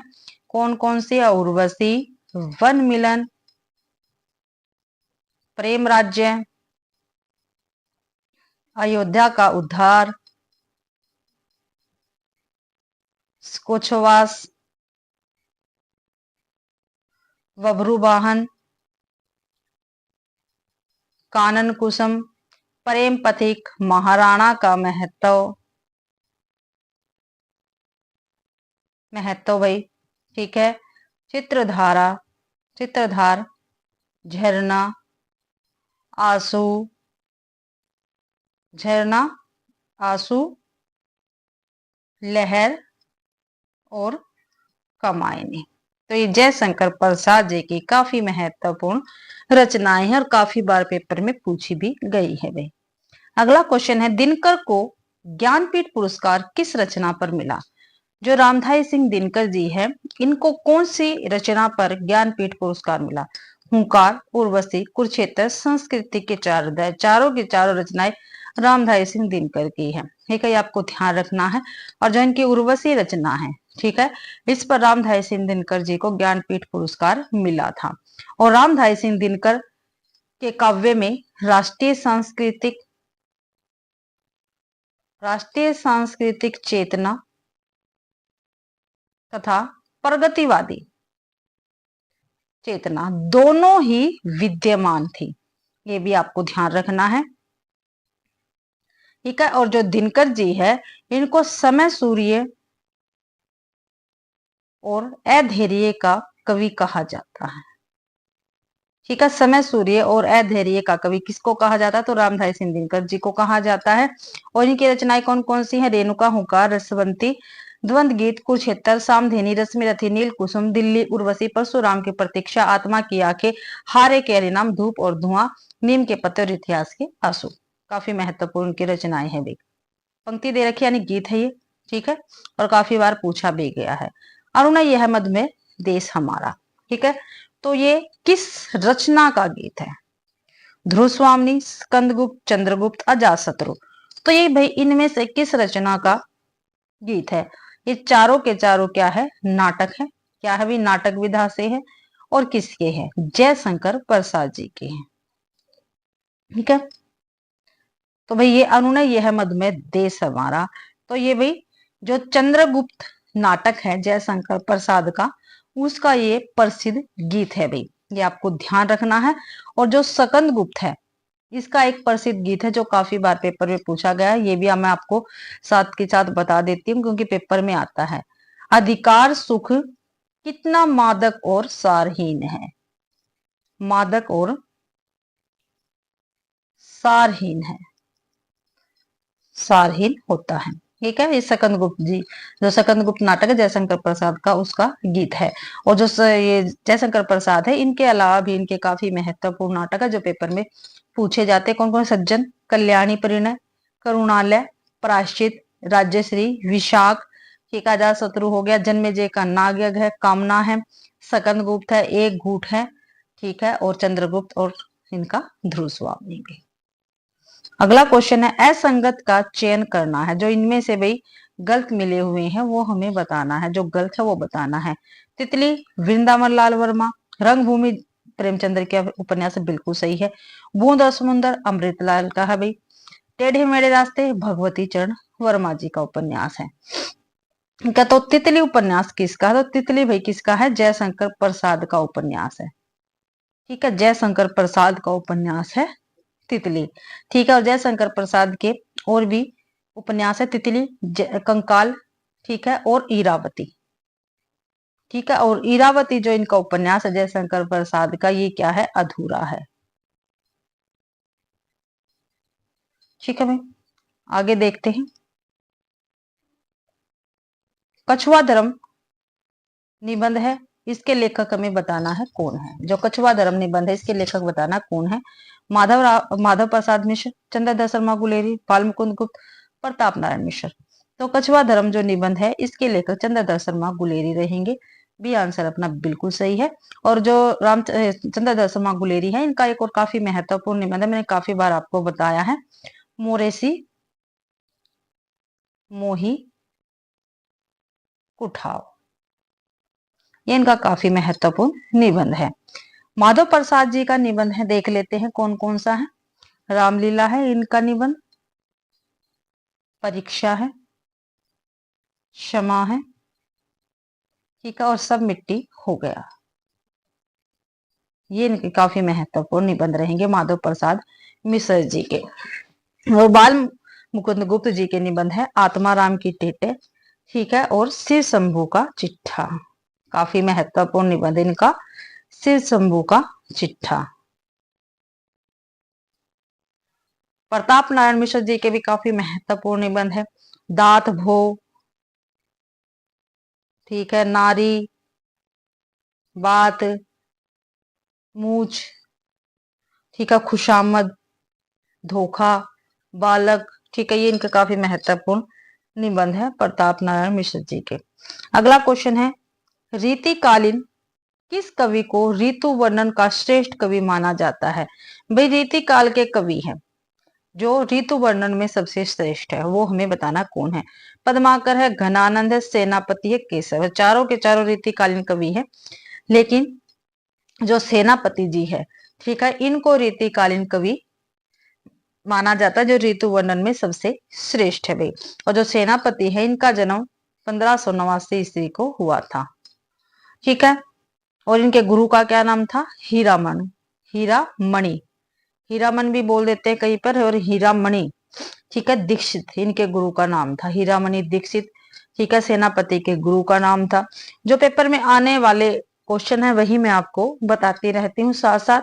और जो सेनापति है, इनकी दो ग्रंथ काफी महत्वपूर्ण है, जो अक्सर पेपर में पूछे गए हैं। कौन कौन से? कवित रत्नाकर और काव्य कल्पद्रुम। ये दो महत्वपूर्ण ग्रंथ है सेनापति के, काफी बार पेपर में पूछे गए हैं। पंक्ति दे रखी है, काफी महत्वपूर्ण पंक्ति है, यह प्रेम को पंथ कराल महातरवारी की धार पो धावनो है। तो ये पंक्ति हमें बतानी है किसकी है। तो बोधा की है, ठाकुर की है, घनानंद की है, द्विजदेव की है। तो ये पंक्ति भाई बोधा की है। ये आंसर अपना बिल्कुल सही रहेगा। घनानंद की भी एक काफी महत्वपूर्ण पंक्ति है, जो पेपर में अक्सर पूछी जाती है। कौन सी है? अति सुधो स्नेह को मार्गू है, जहां कुशानपन बाक नाही। और जिस भी बच्चे ने अगर पंक्तियों की क्लास देखनी है, तो मेरे चैनल पर आपको क्लासें मिल जाएंगे। आदिकाल की भी पंक्तियां करवा रखी है, भक्ति काल की भी, रीति काल की भी पंक्तियां कर रखी है, सभी कवियों की करवा रखी है मैंने पंक्तियां। और आधुनिक काल की भी। तो जिस बच्चे को अगर पंक्तियों की क्लास देखनी है तो जाके चैनल पर विजिट करें, आपको क्लास जरूर से जरूर मिलेगी। और काफी महत्वपूर्ण पंक्तियां मैंने आपको करवा रखी, सभी कवियों की करवा रखी है। अगला क्वेश्चन है, मेरो सब पुरुषार्थ था को किस भाषा की पंक्ति है? तो अवधी है, भोजपुरी है, ब्रज भाषा है, मैथिली है। तो भाई ये पंक्ति ब्रज भाषा की रहेगी। सी आंसर अपना बिल्कुल सही है। जो ब्रज भाषा है इसका विकास किससे हुआ? पश्चिमी हिंदी से हुआ है। किससे हुआ? पश्चिमी हिंदी से हुआ। और पश्चिमी हिंदी का विकास, जो पश्चिमी हिंदी है इसका विकास किससे हुआ? तो सोर्स, जो सोर्स यानी अपभ्रंश है, इससे इसका विकास हुआ है, पश्चिमी हिंदी का विकास भाई। और पश्चिमी हिंदी के अंतर्गत 5 बोलियां आती हैं। ठीक है, कौन कौन सी बोलियां है? वो कोरवी है, हरियाणवी है, ब्रजभाषा है, ठीक है, बुंदेली है और कन्नौजी है। ये 5 बोलियां आती है पश्चिमी हिंदी के अंतर्गत। अगला क्वेश्चन, निम्नलिखित में से विसंगत क्रम कौन सा है? यानी जो गलत है वो हमें बताना है। उर्वशी किसकी है? रामधारी सिंह दिनकर की रचना है, अभी हमने पीछे देखिए, बिल्कुल सही है भैया। आगे देख लेते हैं। संशय की एक रात नरेश मेहता की, बिल्कुल सही है भाई।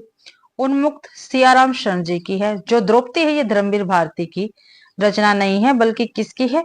द्रौपदी एक नाटक भी है। आप प्लीज कमेंट में मुझे जरूर से जरूर बताना। यहाँ पे जो द्रौपदी है ये नरेंद्र शर्मा जी की रचना रहेगी।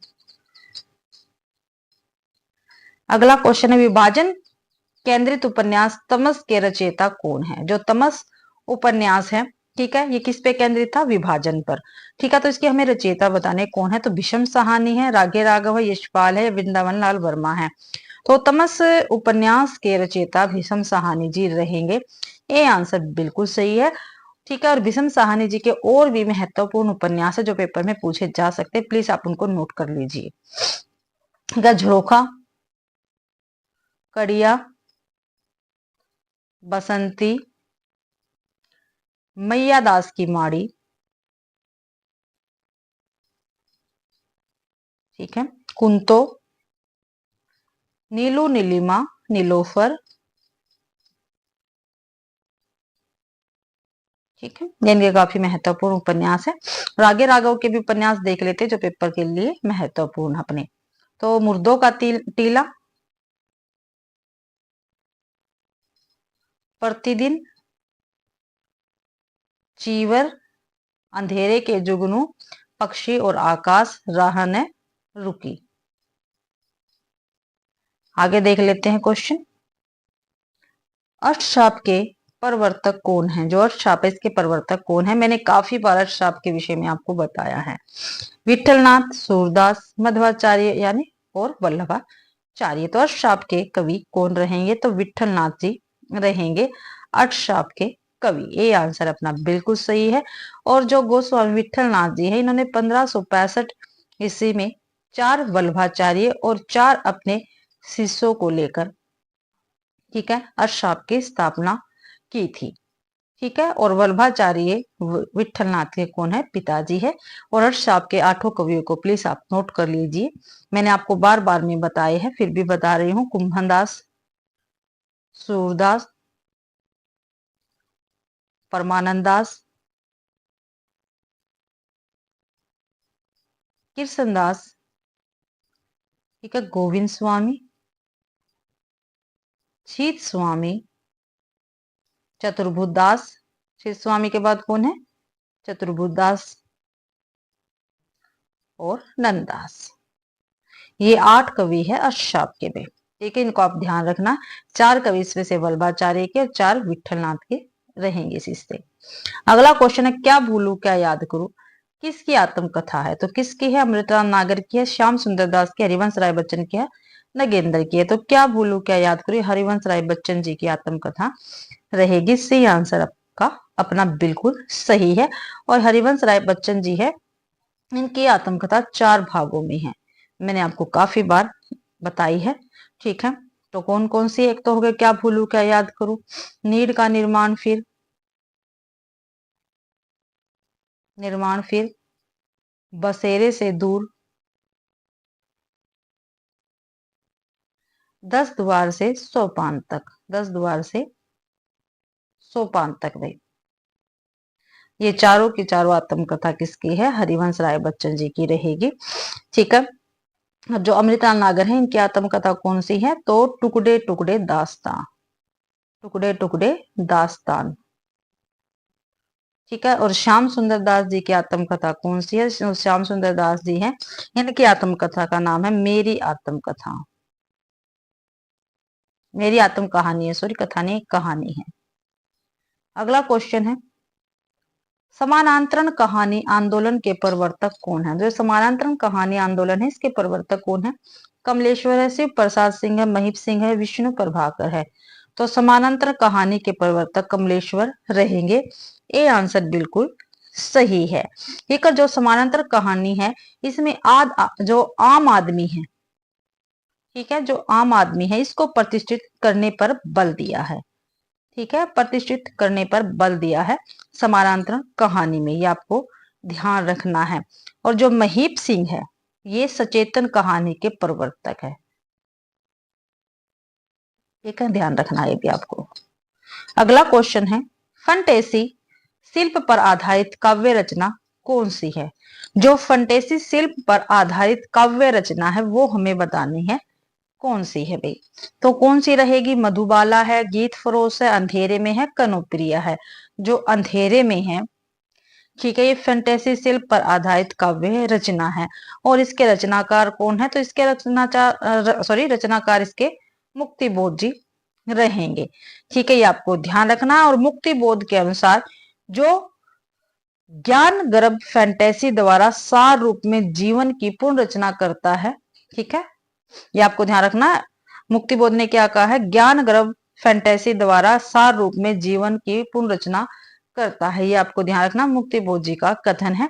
ठीक है। मुक्ति बोध जी के दो काव्य कृतियां काफी महत्वपूर्ण है। कौन कौन सी? चांद का मुंह टेढ़ा है, मुंह टेढ़ा है, और भूरी भूरी खाक धूल। ठीक है। और इनकी चर्चित कहानियां देख लेते हैं। अंधेरे में है भ्रम राक्षस, ठीक है, भ्रम राक्षस होगी। अंतकरण का आयतन और भूल गलती।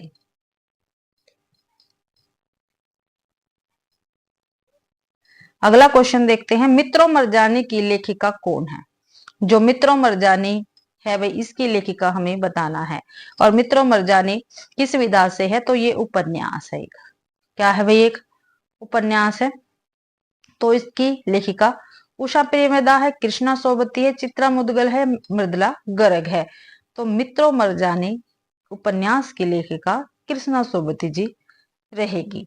ठीक है। कृष्णा सोबती जी के और उपन्यास भी देखते हैं कौन कौन से। एक तो मित्रों मरजानी हो गया, सूरजमुखी अंधेरे के, सूरजमुखी अंधेरे के, जिंदगी नामा, ठीक है, दिलो दानिश,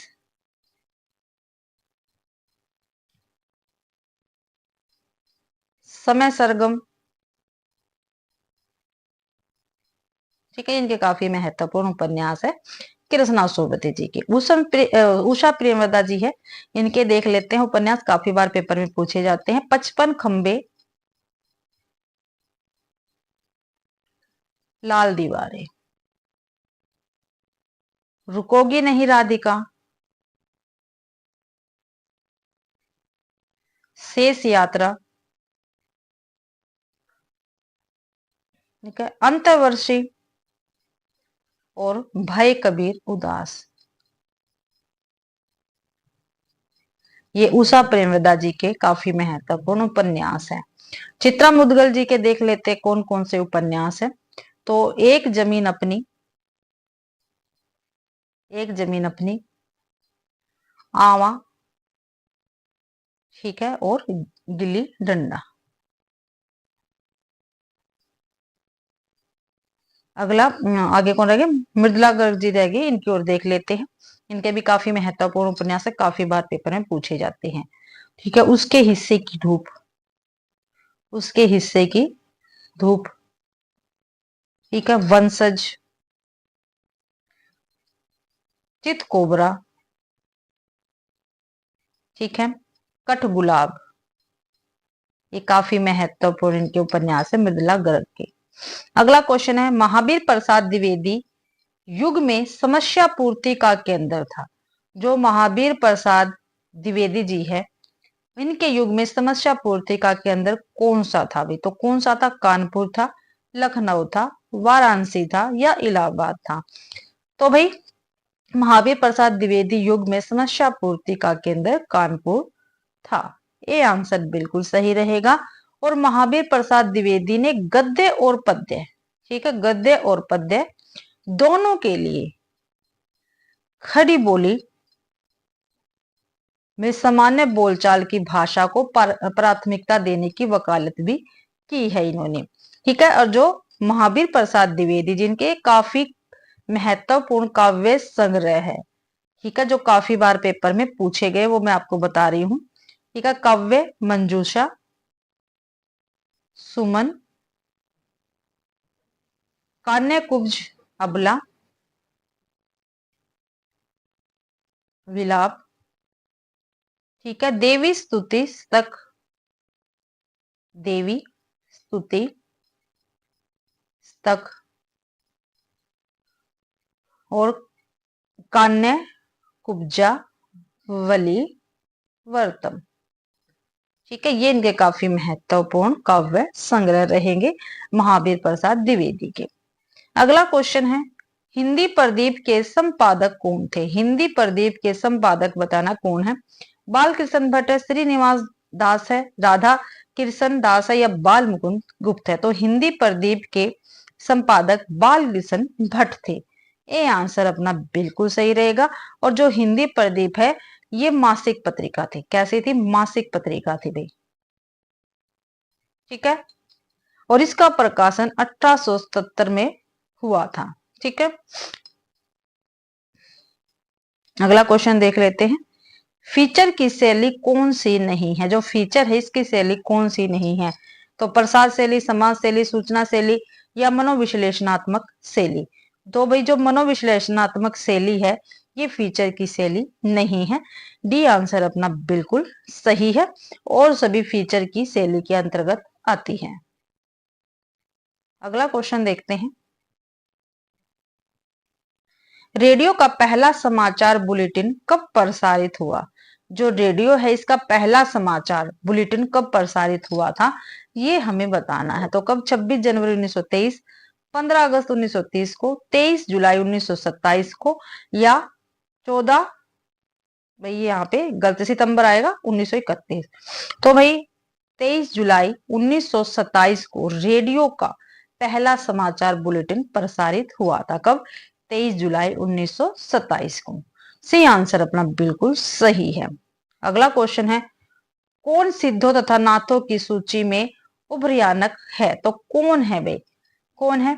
सहरपाद है, चरपटी नाथ है, ठीक है, या महेंद्र नाथ है या कन्हैया है भाई? तो जो चरपट नाथ जी है ये सिद्धों और नाथों की सूची में शामिल है, ठीक है। अगला क्वेश्चन देखते हैं, रेडियो लेखन, जो रेडियो लेखन के लिए क्या असंगत है? ठीक है, जो गलत है रेडियो लेखन के विषय में वो हमें बताना है। तो देखते हैं क्या है। आवश्यकता अनुसार किसी धर्म या समुदाय की आलोचना की जाए, आवश्यकता अनुसार पूछा, रेडियो लेखन के लिए असंगत जो है वो बताना, ठीक है। देखते हैं आगे, किसी संस्था या व्यक्ति विशेष के लाभार्थ प्रसारण न हो, बिल्कुल सही है।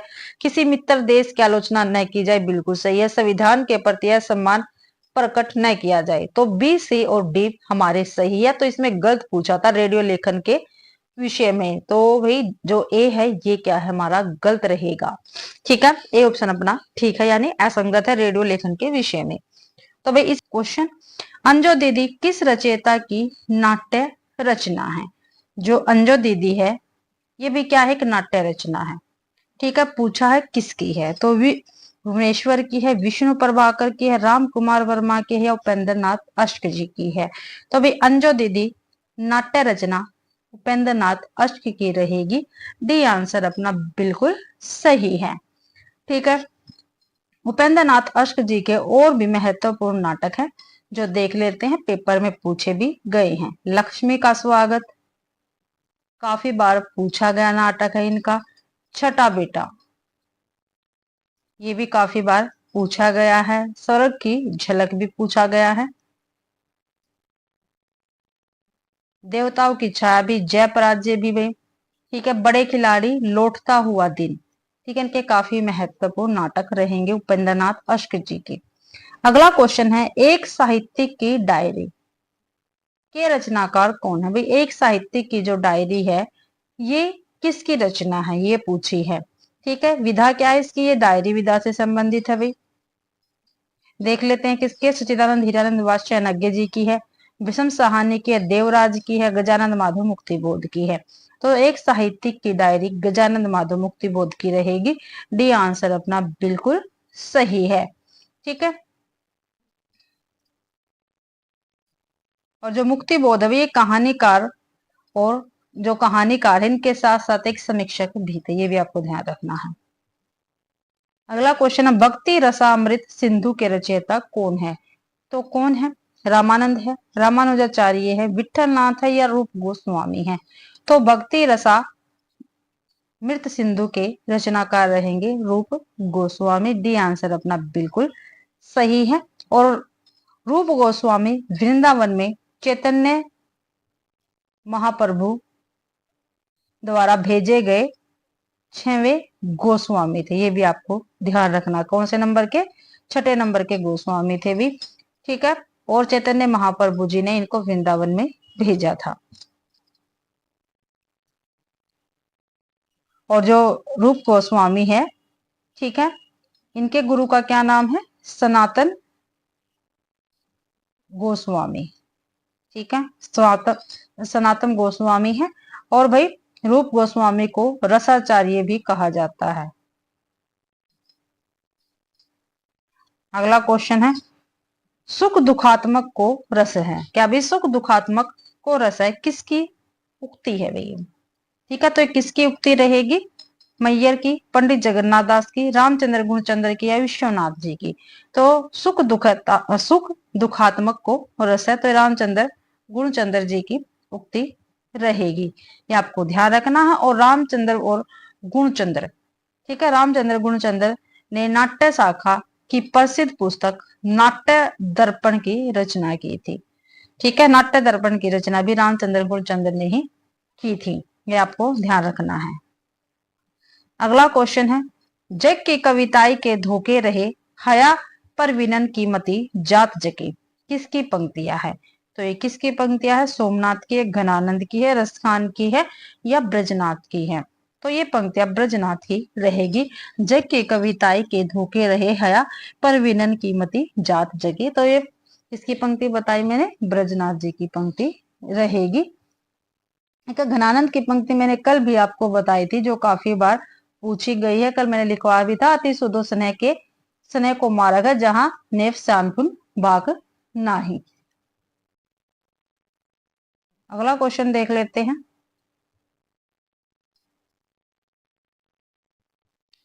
हार की जीत कहानी के रचयिता कौन है? हार की जीत किस विधा संबंधित है? कहानी से। इसके रचयिता हमें बताना। तो सुदर्शन है, भगवती प्रसाद वाजपेयी है, विशंबर नाथ शर्मा कौशिक है, पांडे बचन शर्मा उगर है। तो भाई जो हार की जीत कहानी है इसके रचयिता सुदर्शन रहेंगे। ए आंसर आपका बिल्कुल सही है, ठीक है। और जो ये कहानी है, ठीक है, इस कहानी में बहुत प्रभावशाली ढंग से बताया गया है कि परोपकारियों व सज्जनों को, जो परोपकारी और सज्जन होते हैं उनकी हमेशा जीत होती है, ठीक है। ये इस कहानी में बताया गया और बहुत ही प्रभावशाली ढंग से बताया गया है। जो सुदर्शन जी हैं इनकी और काफी महत्वपूर्ण कहानियां हैं, जैसे सच्ची शांति, एवेंस का सत्यार्थी, ठीक है, बाप का हृदय, ये इनकी कहानियां रहेंगी सुदर्शन जी की। अगला क्वेश्चन है, फीचर लेखक को किस से बचाना चाहिए? जो फीचर लेखन है इसको हमें किस से बचाना चाहिए? तो किस से बचाना चाहिए?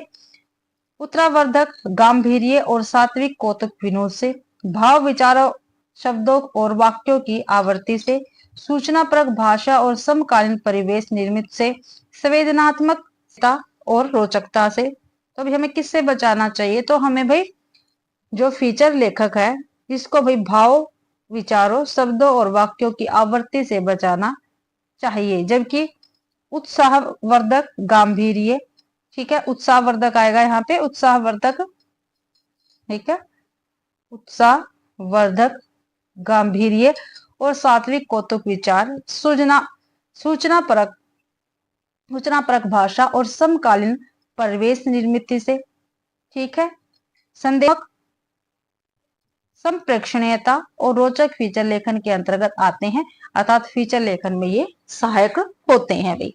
ठीक है, ये आपको ध्यान रखना चाहिए, बचाना हमें भाव विचारों शब्द और वाक्यों की आवृत्ति से फीचर लेखक को बचाना चाहिए। अगला क्वेश्चन है, निर्वेद किस रस का स्थायी भाव? जो निर्वेद है ये किस रस का स्थायी भाव रहेगा? तो शांत, श्रृंगार, करुण या भयानक? जो निर्वेद है, ठीक है, ये शांत रस का स्थायी भाव रहेगा। ये आंसर बिल्कुल सही है।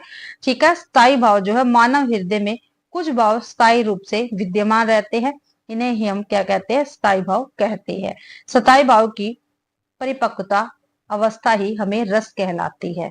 ठीक है, रसों की संख्या 9 होती है, मैंने आपको पहले भी बताया है। ठीक है, देख लेते हैं। जो श्रृंगार रस है इसका स्थायी भाव रति है। ठीक है, शांत का निर्वेद हो गया, करुण रस का शोक हो गया, भयानक का भय हो गया भाई, हास्य रस है इसका हास, वीर रस का उत्साह सती भाव है, रौद्र का क्रोध है, विभत्स का जुगुप्सा। ठीक है, अद्भुत जो रस है इसका स्थायी भाव विस्मय रहेगा, और शांत का निर्वेद। ठीक है, हो गए कंप्लीट। आगे देखते हैं, फीचर लेखन विषयक असंगत कथन कौन सा है? जो फीचर लेखन है इसके विषय असंगत कथन हमें कौन सा लग रहा है वो हमें बताना है। तो फीचर समाचार मूलक नहीं होता है। आगे देखते हैं, फीचर मनोरंजक एवं ज्ञानवर्धक होता, बिल्कुल होता है। फीचर कथात्मक रूप में पाठकों को सूचना देता, बिल्कुल देता है। फीचर का प्राण संवेदना होती है, बिल्कुल होती है। तो इसमें क्या गलत है? तो जो ए ऑप्शन है ये अपना गलत रहेगा। फीचर जो है समाचार मूलक नहीं होता है, यही क्या है? गलत है भाई, ये ऑप्शन अपना सही रहेगा। अगला क्वेश्चन है, कृष्ण गीतावली के रचयिता कौन है? तो कौन है? तुलसीदास है, परमानंद दास है, नंददास है या सूरदास है? तो कृष्ण गीतावली के रचनाकार तुलसीदास जी रहेंगे। ठीक है, जो तुलसीदास है ये रामश्री शाखा के प्रतिनिधि कवि माने जाते हैं, और इनकी काफी महत्वपूर्ण रचनाएं हैं।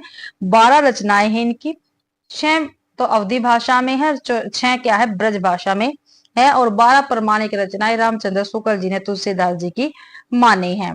तो वैराग्य, और मैंने आपको ये भी बताया था जिसमें राम और मंगल आता है, राम और मंगल आता है। ठीक है, वो क्या है? अवधी भाषा की है, और बाकी ब्रज भाषा की रहेंगे। तो वैराग्य संदीपनी इनकी रचना है। रामाज्ञा प्रसन्न, रामलला नेचू, जानकी मंगल,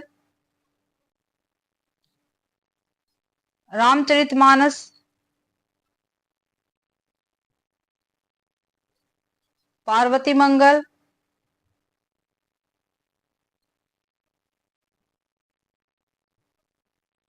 ठीक है, पार्वती मंगल। गीतावली हो गया भाई, कृष्ण गीतावली, गीतावली, विनय पत्रिका, दोहावली, बरवे, रामायण और कवितावली। ठीक है, तो ये तुलसीदास जी की काफी महत्वपूर्ण रचना है 12। अगला क्वेश्चन देखते हैं, उर्वशी के रचयिता कौन है? उर्वशी जो चंपू काव्य है इसके रचयिता हमें बताना है कौन है। तो श्रीधर पाठक है, जयशंकर प्रसाद है, रामधारी सिंह दिनकर है, लोचन प्रसाद पांडे है। तो उर्वशी जो चंपू काव्य है इसके रचयिता जयशंकर प्रसाद जी रहेंगे। और प्रसाद जी की और काफी महत्वपूर्ण रचना है, मैं आपको बताती ही आ रही हूँ, ठीक है, और हमेशा ही बताती रहूंगी आगे भी, ठीक है। तो जयशंकर प्रसाद की वन मिलन काफी महत्वपूर्ण रचना रहेगी। प्रेम राज्य है, अयोध्या का उद्धार है, सकोचो वास है, बब्रुवाहनी की काफी महत्वपूर्ण रचना, काफी बार पेपर में पूछी भी गई है। कानन कुसुम, प्रेम पथिक, महाराणा का महत्व, ठीक है, चित्रधार, झरना आंसू और झरना आंसू लहर कामायनी, ये जयशंकर प्रसाद की काफी महत्वपूर्ण रचनाएं हैं। अगला क्वेश्चन देख लेते हैं भाई, दोहा कोश के रचयिता कौन है? जो दोहा कोश है इसके रचयिता कौन है? कनप्पा, लुइपा, सरप्पा या गोरखनाथ? जो भाई दोहा कोश है इसके रचयिता रहेंगे सरप्पा। कौन है? सरप्पा। सी आंसर अपना बिल्कुल सही रहेगा। और जो सरप्पा जी है इनको हिंदी का प्रथम कवि माना जाता है, ठीक है, प्रथम कवि माना जाता है, ये आपको ध्यान रखना है। और जो हरप्रसाद शास्त्री जी द्वारा संपादित बौद्ध गान और दोहा, ठीक है, बौद्ध गान और दोहा में सरहप्पा और कृष्णाचार्य के, किसके? कृष्णाचार्य के दोहा संग्रहित है, ठीक है, ये आपको ध्यान रखना है। सरहप्पा और कृष्णाचार्य के दोहा किस में संग्रहित है? तो किस में संग्रहित है भाई? ठीक है, बौद्ध गान और दोहा में है, बौद्ध गान और दोहा।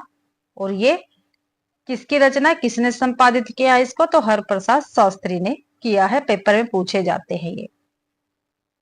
और जो दोहा कोश है, ठीक है, जो दोहा कोश है इसका संपादन, ठीक है, इसके रचयिता तो कौन है? सरप्पा जी है। संपादन किसने किया इसका? तो डॉक्टर प्रबोध चंद्र बागची ने, ठीक है। अगला क्वेश्चन देख लेते हैं, एफएम चैनल का आरंभ भारत में कब हुआ? जो एफएम चैनल है इसका आरंभ भारत में पूछा है कब हुआ था? तो 19 जनवरी 1995, 15 अगस्त 1993, 25 दिसंबर 1991 या 2 अक्टूबर 1990। तो 15 अगस्त 1993 को एफएम चैनल का आरंभ भारत में हुआ था, 15 अगस्त 1993 को, बी आंसर सही है। अगला क्वेश्चन है, कलम का मजदूर किसकी रचना है? कलम का मजदूर किसकी रचना है? तो श्री लाल शुक्ल जी की, मदन गोपाल की, या अमृत राय की, या प्रेमचंद्र की? तो भाई जो कलम का मजदूर है ये मदन गोपाल जी की रचना रहेगी, बी आंसर अपना बिल्कुल सही है। और ये क्या है? ये प्रेमचंद्र जी की जीवनी परक पुस्तक है, ठीक है, प्रेमचंद्र जी की जीवनी परक पुस्तक है कलम का मजदूर। इसके लेखक कौन है? मदन गोपाल जी है। और जो अमृत राय है ये प्रेमचंद्र के पुत्र है, ठीक है। और अमृत राय ने कलम का सिपाही, किसका? कलम का सिपाही रचना लिखी है, और ये भी प्रेमचंद्र की जीवन पर आधारित है, ये भी यानी जीवनी परक रचना है प्रेमचंद्र जी की। अमृत राय इसके लेखक रहेंगे कलम का सिपाही, और कलम के मजदूर के रहेंगे मदन गोपाल जी, ठीक है। और भाई प्रेमचंद्र जी की पत्नी है शिवरानी देवी, इन्होंने भी प्रेमचंद्र की जीवनी परक रचना लिखी है, उसका क्या नाम है? प्रेमचंद्र घर में है, प्रेमचंद्र घर में है भाई। अगला क्वेश्चन देख लेते हैं,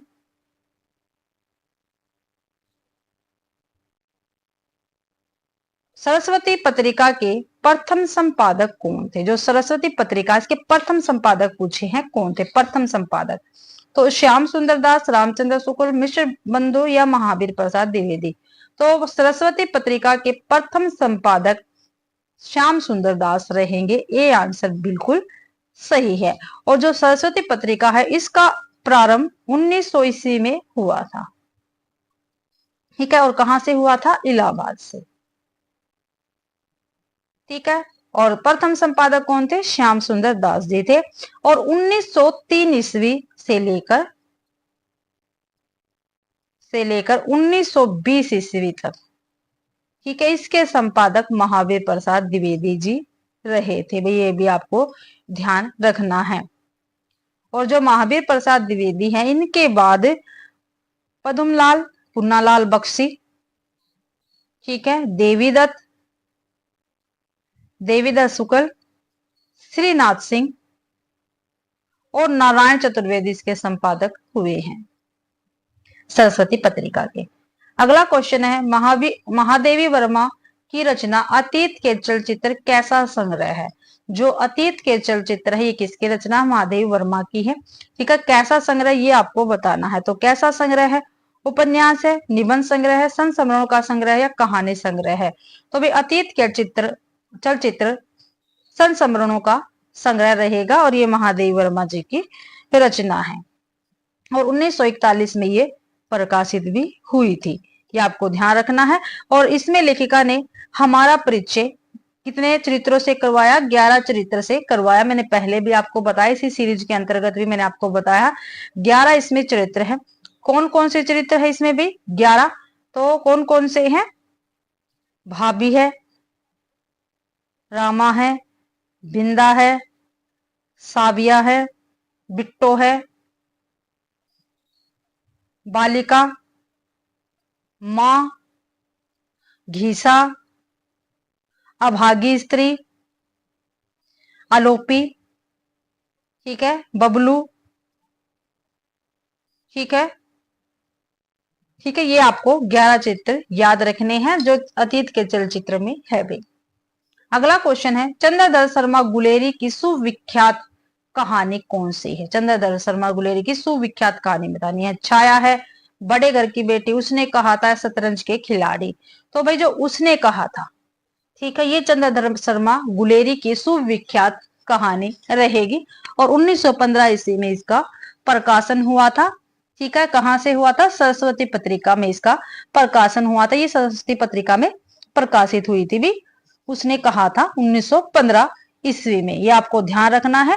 और इसको हिंदी में भाई क्या कहा जाता है? मील का पत्थर, मील का पत्थर कहा जाता है। उसने कहा कहानी को, ये भी आपको ध्यान रखना है। और इनकी दो और महत्वपूर्ण कहानियां हैं, एक तो सुखमय जीवन, ये 1911 में प्रकाशित हुई थी, और एक बुद्धू का कांटा, ये 1914 में प्रकाशित हुई थी। और उसने कहा ये 1915 में प्रकाशित हुई थी, और ये भारत मित्र में प्रकाशित हुई थी, आपको ध्यान रखना है। और जो छाया है, ये 1912 में प्रकाशित जयशंकर प्रसाद जी की कहानी संग्रह है। ठीक है, बड़े घर की बेटी और शतरंज के खिलाड़ी, ये प्रेमचंद्र जी की कहानियां हैं। अगला क्वेश्चन देखते हैं, आधुनिक काल का समय कब से कब तक माना जाता है? आधुनिक काल का पूछा भाई, ठीक है, 1700 से अब तक, 1700 से 1900 तक, या 1375 से 1700 तक, या 1900 से अब तक। तो भाई ईस्वी में दे रखा है ये समय, तो भाई 1900 से लेकर अब तक, ठीक है, 1900 से लेकर अब तक आधुनिक काल का समय माना जाता है। मैंने पहले आदिकाल, भक्ति काल, रीतिकाल और आधुनिक काल का समय आपको बताया है, फिर भी मैं बता रही हूँ, इसी में है, इसी में ही आपको बता रही हूँ। तो सही तो आदिकाल का समय 1000 से लेके 1400 ईस्वी तक माना जाता है आदिकाल का। भक्ति काल या पूर्व मध्यकाल का समय 1400 से लेके 1700 ईस्वी तक माना गया है। और रीतिकाल यानी उत्तर मध्यकाल का समय 1700 ईस्वी से लेके 1900 ईस्वी तक माना गया है।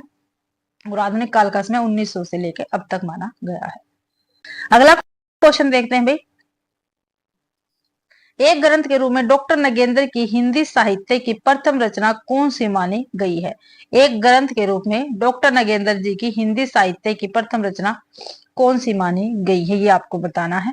तो सावकाचार, दर्शनसार, नेमिनाथ चौपाई या योगचर्या? तो भाई जो स्वाकाचार है, ठीक है, ये मानी गई है रचना। ठीक है, ग्रंथ के रूप में डॉक्टर नगेंद्र की हिंदी साहित्य की प्रथम रचना कौन सी मानी गई है? तो सावकाचार मानी गई है। ठीक है, और साहित्य की प्रथम रचना देवसेन कृत, देवसेन जी ने लिखी थी सावकाचार, इसको मानते हम। ठीक है, और इस सावकाचार में 250 दोहे हैं और 7 इसमें अधिकार है। अगला क्वेश्चन है, आचार्य महावीर प्रसाद द्विवेदी सरस्वती के संपादक कब बने? ये क्वेश्चन तो मैंने आपको बता ही दिया है, फिर भी देख लेते हैं कब बने थे। 1903, 1905, 1900 में या 1902 में। तो भाई महावीर प्रसाद द्विवेदी जी सरस्वती के संपादक 1903 ईस्वी में बने थे। आपको ध्यान रखना है 1903 से लेके 1920 ईस्वी तक ये इसके संपादक रहे थे भाई। ठीक है, और जो महावीर प्रसाद द्विवेदी ने भाषा और साहित्य का व्यवस्थापक भी कहा जाता है और कवियों का निर्माता भी कहा जाता है, ये आपको ध्यान रखना है। पूछा जा सकता है कवियों का निर्माता किसको कहा जाता है, किसको कहा जाता है कवियों का निर्माता? तो महावीर प्रसाद द्विवेदी जी को कहा जाता है। और भाषा और साहित्य का व्यवस्थापक व्यवस्थापक व्यवस्थापक किसको कहा जाता है? तो महावीर प्रसाद द्विवेदी जी को ही कहा जाता है। और जो इनकी रचना है रसक रंजन, रसक रंजन, इसी के कारण महावीर प्रसाद द्विवेदी जी को रसक रंजन कहा गया है, ये भी आपको ध्यान रखना है। और 1908 ईस्वी में सरस्वती पत्रिका में भुजंग भूषण भट्टाचार्य नाम से कवियों की, क्या भाई कवियों की, एक मिनट को पेपर में पूछा जाता है इसलिए बता रही हूं, कवियों की उर्मिला विषयक उदासीनता शीर्षक लेख भी इन्होंने ही लिखा है।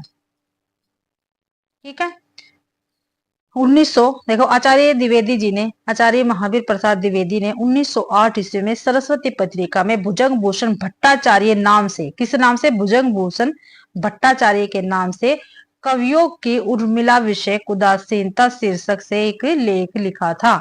ध्यान रखना पेपर में पूछा जा सकता है। अगला क्वेश्चन है, अपभ्रंश को अब कोई पुरानी हिंदी नहीं कहता, किसका वाक्य है? काफी महत्वपूर्ण है भाई। अपभ्रंश को अब कोई पुरानी हिंदी नहीं कहता, तो किसका वाक्य रहेगा? राहुल सांस्कृत्यायन का है, हजारी प्रसाद द्विवेदी का है, रामचंद्र शुक्ल जी का है, या गुलेरी जी का है? तो अपभ्रंश को अब कोई पुरानी हिंदी नहीं कहता, ये कथन हजारी प्रसाद द्विवेदी जी का रहेगा। बी आंसर बिल्कुल सही है। ठीक है, और जो जॉर्ज ग्रियर्सन थे, ठीक है, इन्होंने अपभ्रंश को पुरानी हिंदी कहा है, अपभ्रंश को पुरानी हिंदी जॉर्ज ग्रियर्सन ने कहा है। और पुष्प, अगला क्वेश्चन है, जैन पद्म पुराण का अनुवाद किसने किया है? तो किसने किया है? लक्ष्मण सिंह ने, दौलत राम ने, सरदाराम फिल्लोरी ने, या राम प्रसाद निरंजनी ने? तो जो जैन पद्म पुराण है इसका अनुवाद दौलत राम ने किया है। बी आंसर अपना बिल्कुल सही रहेगा। अगला क्वेश्चन है, आधुनिक युग के प्रवर्तक और पथ प्रदर्शक किसे माना गया है? ठीक है, आधुनिक युग के प्रवर्तक और पद प्रदर्शक किसको माना गया है? तुलसीदास को, मैथिली शरण गुप्त जी को, नागार्जुन जी को, या भारतेंदु हरिश्चंद्र को? तो भारतेंदु हरिश्चंद्र जी को आधुनिक युग के प्रवर्तक और पथ प्रदर्शक माना गया है। और इनका जन्म 1850 ईस्वी में बनारस में हुआ था। और इनके पिता का नाम भी काफी बार पूछा जाता है, कौन थे? गोपाल चंद्र गिरिधर दास। और इनकी माता का नाम पार्वती था, पार्वती देवी। पत्नी का नाम मन्नू देवी था। ठीक है, ये आपको ध्यान रखना है। और भारतेंदु हरिश्चंद्र जी को हिंदी साहित्य का जन्मदाता, भारतीय नवोत्थान का प्रतीक कहा जाता है, ये आपको ध्यान रखना। ठीक है, हिंदी साहित्य का जन्मदाता भारतेंदु हरिश्चंद्र जी को कहा जाता है। भारतीय नवोत्थान का प्रतीक भी किसको कहा जाता है? भारतेंदु जी को ही कहा जाता है। और भारतेंदु जी ने 1868 ईस्वी में कवि वचन सुधा, ये इनकी पत्रिका है, इसको प्रकाशित करवाया था। ठीक है, और इसमें क्या, और स्त्रियों के उत्थान के लिए बाला बोधनी पत्रिका प्रकाशित करवाई थी। ठीक है, स्त्रियों के उत्थान के लिए। अगला क्वेश्चन है, बौद्ध धर्म साहित्य किस भाषा में बहुलता से मिलता है? जो बौद्ध धर्म साहित्य है किस भाषा में बहुलता से मिलता, तो किस भाषा में मिलता है भाई? तो हिंदी में, पाली में, मगही में, क्या अवधी में? तो भाई जो बौद्ध धर्म साहित्य है ये पाली भाषा में बहुलता में मिलता है। हमारा बी आंसर बिल्कुल सही रहेगा। अगला क्वेश्चन है और इस सीरीज का हमारा लास्ट क्वेश्चन ये रहेगा भाई।